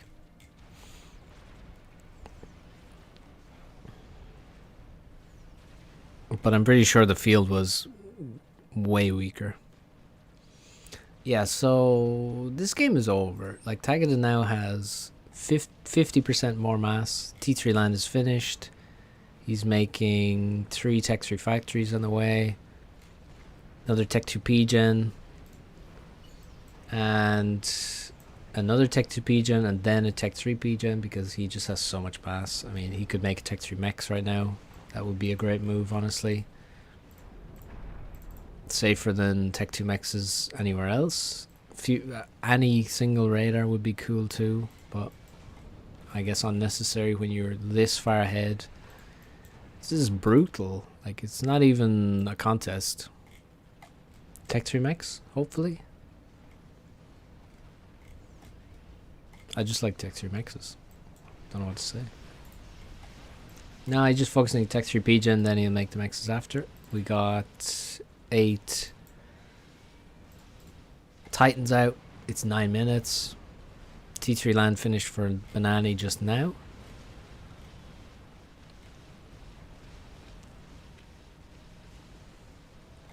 And yeah, unless there's like T2BEs coming up here. There's one, which is honestly nice, but not sufficient. No Tech 1 PDs to defend it. Full Tech 2 Mex in this core, and this left expansion for Banani. So he's ecoing. Okay, Tech 3 Mex. Multiple Tech 3 Mexes at once, apparently. That is awesome.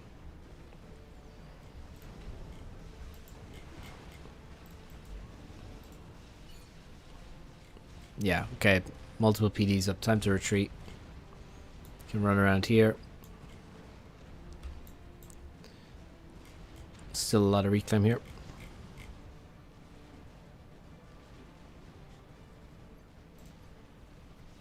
Yeah, it was not that stacked. Taga, Nexus, Banani, Robo Gear, Blinchig, Grimlex, Rallia, Unknown. I mean, that's the top 8. I mean, it's not stacked at all. No wonder Nexus won or got to the final with 0 games played. Like Robo Gear, Rallia on no, and Blinchik. They're not top 8 LoTS players. Let's be real. Like, fair enough, Taga, Nexus, Banani, Grimlex. Sure, top 8. Yeah.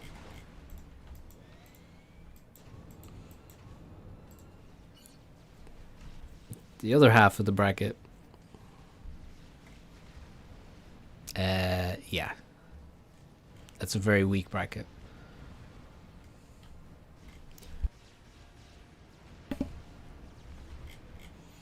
Okay, we got the Janus. Nice. What's he going to use them for? We got Tech 3 Mobile Anti-Air over here. So this is looking pretty well defended. Nice stealing of Reclaim here. And yeah, most of the Reclaim is gone. There's a few bits, actually. But not much. But he's still making Titans. Maybe Percy's will come out now. Yeah. T3 Air is finished. No T3 Air started even for Banani.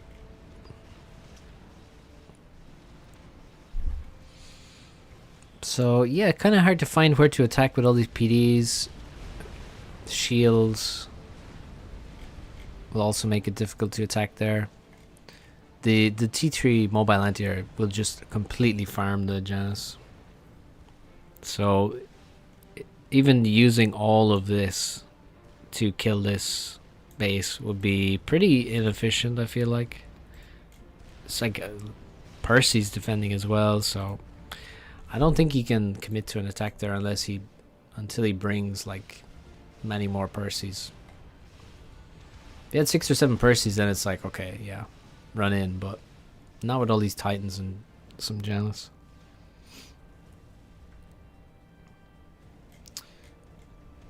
Yeah, so T3 production here. But not that much. Okay, fight.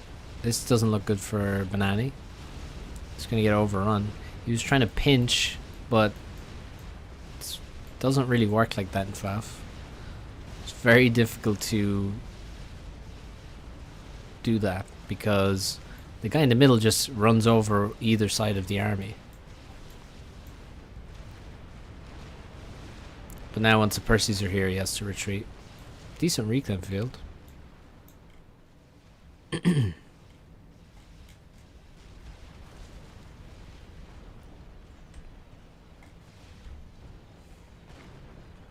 This is a mass donor.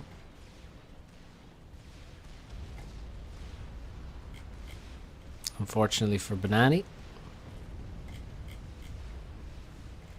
And now we have a big fight. This might be the game-winning fight. Yeah, he's brought in Percys now.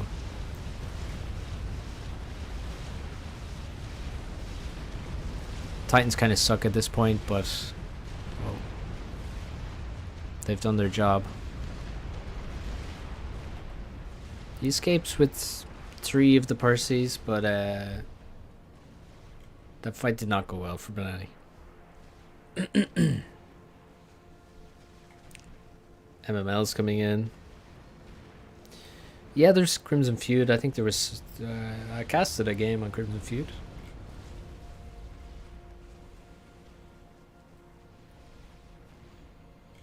So, yeah, Taga should have a lot more air. He only has 8 ASFs. 1 ASF here. But yeah, this Percy fight, I mean, there's only 3 Percys. There's 8, 10, 12 coming. And I wonder how far can the MMLs shoot. He could actually stand here maybe and shoot, well. He could park one there. And attack the front. Yeah, I would love to see Continentals. People are just not making Continentals. But it's like the most busted thing to just drop 6 Percys into one spot.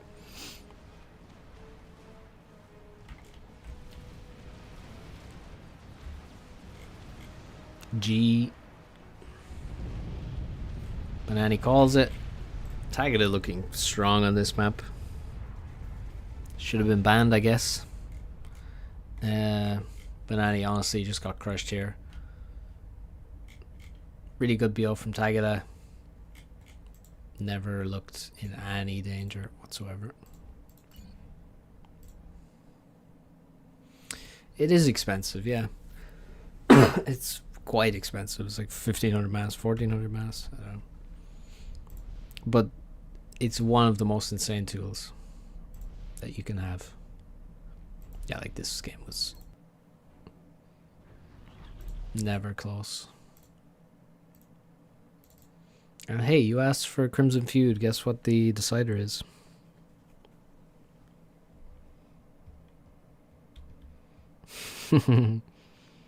Yeah, that was a funny move. Okay. So we saw Rallia Robo Gear play this.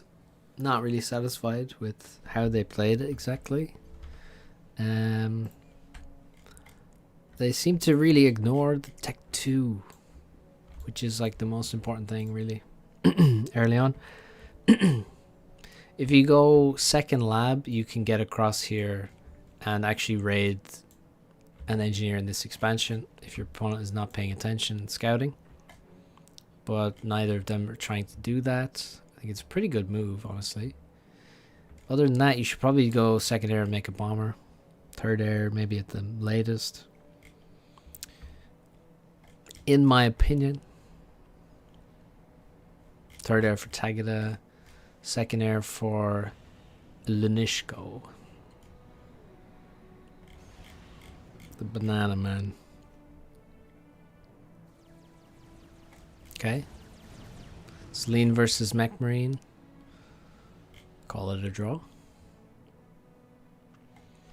Tank should be able to get across here and save the Engies. Probably shouldn't have continued in this direction. Should have known that he'd be stopped. Needs to hide. Oh.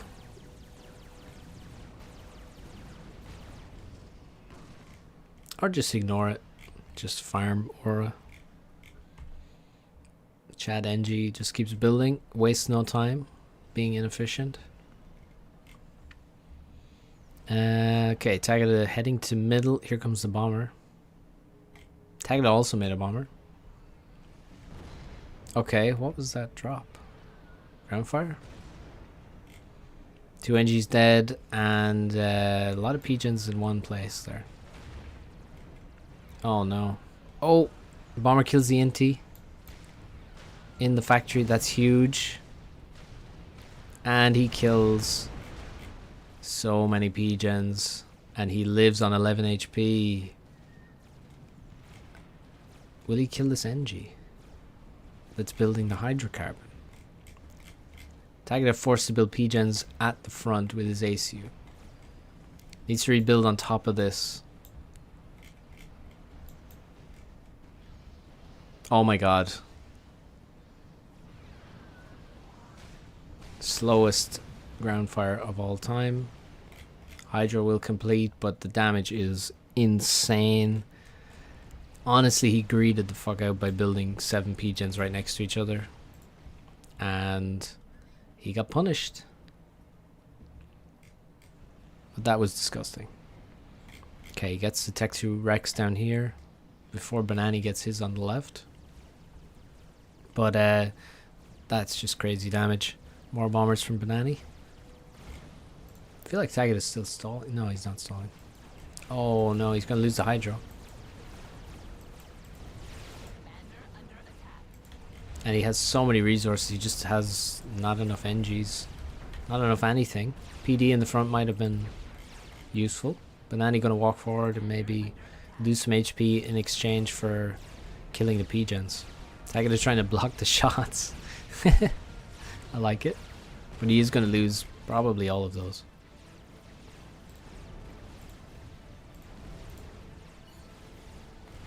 Right side completely run over now. And Taga going for the draw, possibly. Banani senses the danger anyway. He's sending everything in. And he has more. Does Taga back away or does he just go for the draw? Overcharge would have been so tasty there. But it's not happening. Can he block him? I think he can block him. They're both trying to block each other. But much harder for Taga to avoid. Oh, look at his ACU. Where is he going? Move order was still in this direction. The ACU just moonwalked backwards. And Taga is going to die now.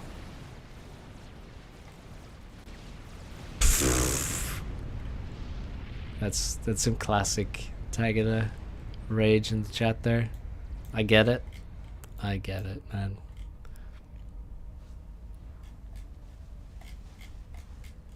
Oh, his energy storage got bombed as well. He did have an energy storage. Okay.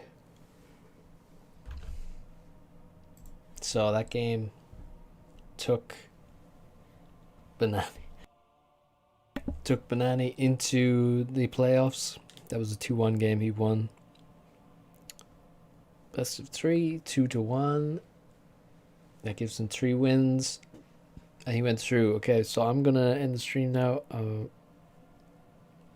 If you want to see the results, check the description. It has the sheet with the whole Swiss bracket. And you can see who went through and who did not. If you're not aware, basically Bully and Farms went through 3-0. Nexus, Turbo and Banani went through 3-1. Blinchik, Grimlex and Blastchill went through 3-2. So Bully, Farms, Nexus, Turbo, Banani, Blinchik, Grimlex, Blastchill is your playoff bracket. I assume it's going to be seeded, so Bully and Farms are going to be on opposite sides of the bracket, and then they'll play their first match either Blast, Grimlex, or Blinchik, and so on. Players who went out 0-3, Shen and Rallia. A bit surprising Shen went out 0-3 to me, but he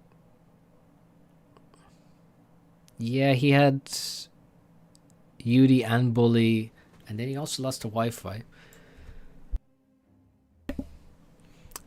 Players who went out 1-3, Zlow, Swado, and Robo Gear. Players who went out 2-3, 2 wins, 3 losses, Wi-Fi, Taga, and Yudi. So we didn't cover some of these 2-2 games. Maybe I'll cover them another time. Maybe not. We'll see. Yeah, Taga and Yudi went out 2-3. 2 former LoTS winners gone. Did not make the playoffs. So standard is decent this year. Should be a good playoff bracket. Hopefully we get good games. And that's it. Thanks for watching, guys. Yudi did lose to Blast today, actually. 2-1, I believe, was the score. Alright. Thanks for watching, guys. See you next time. Check out the bracket in the description.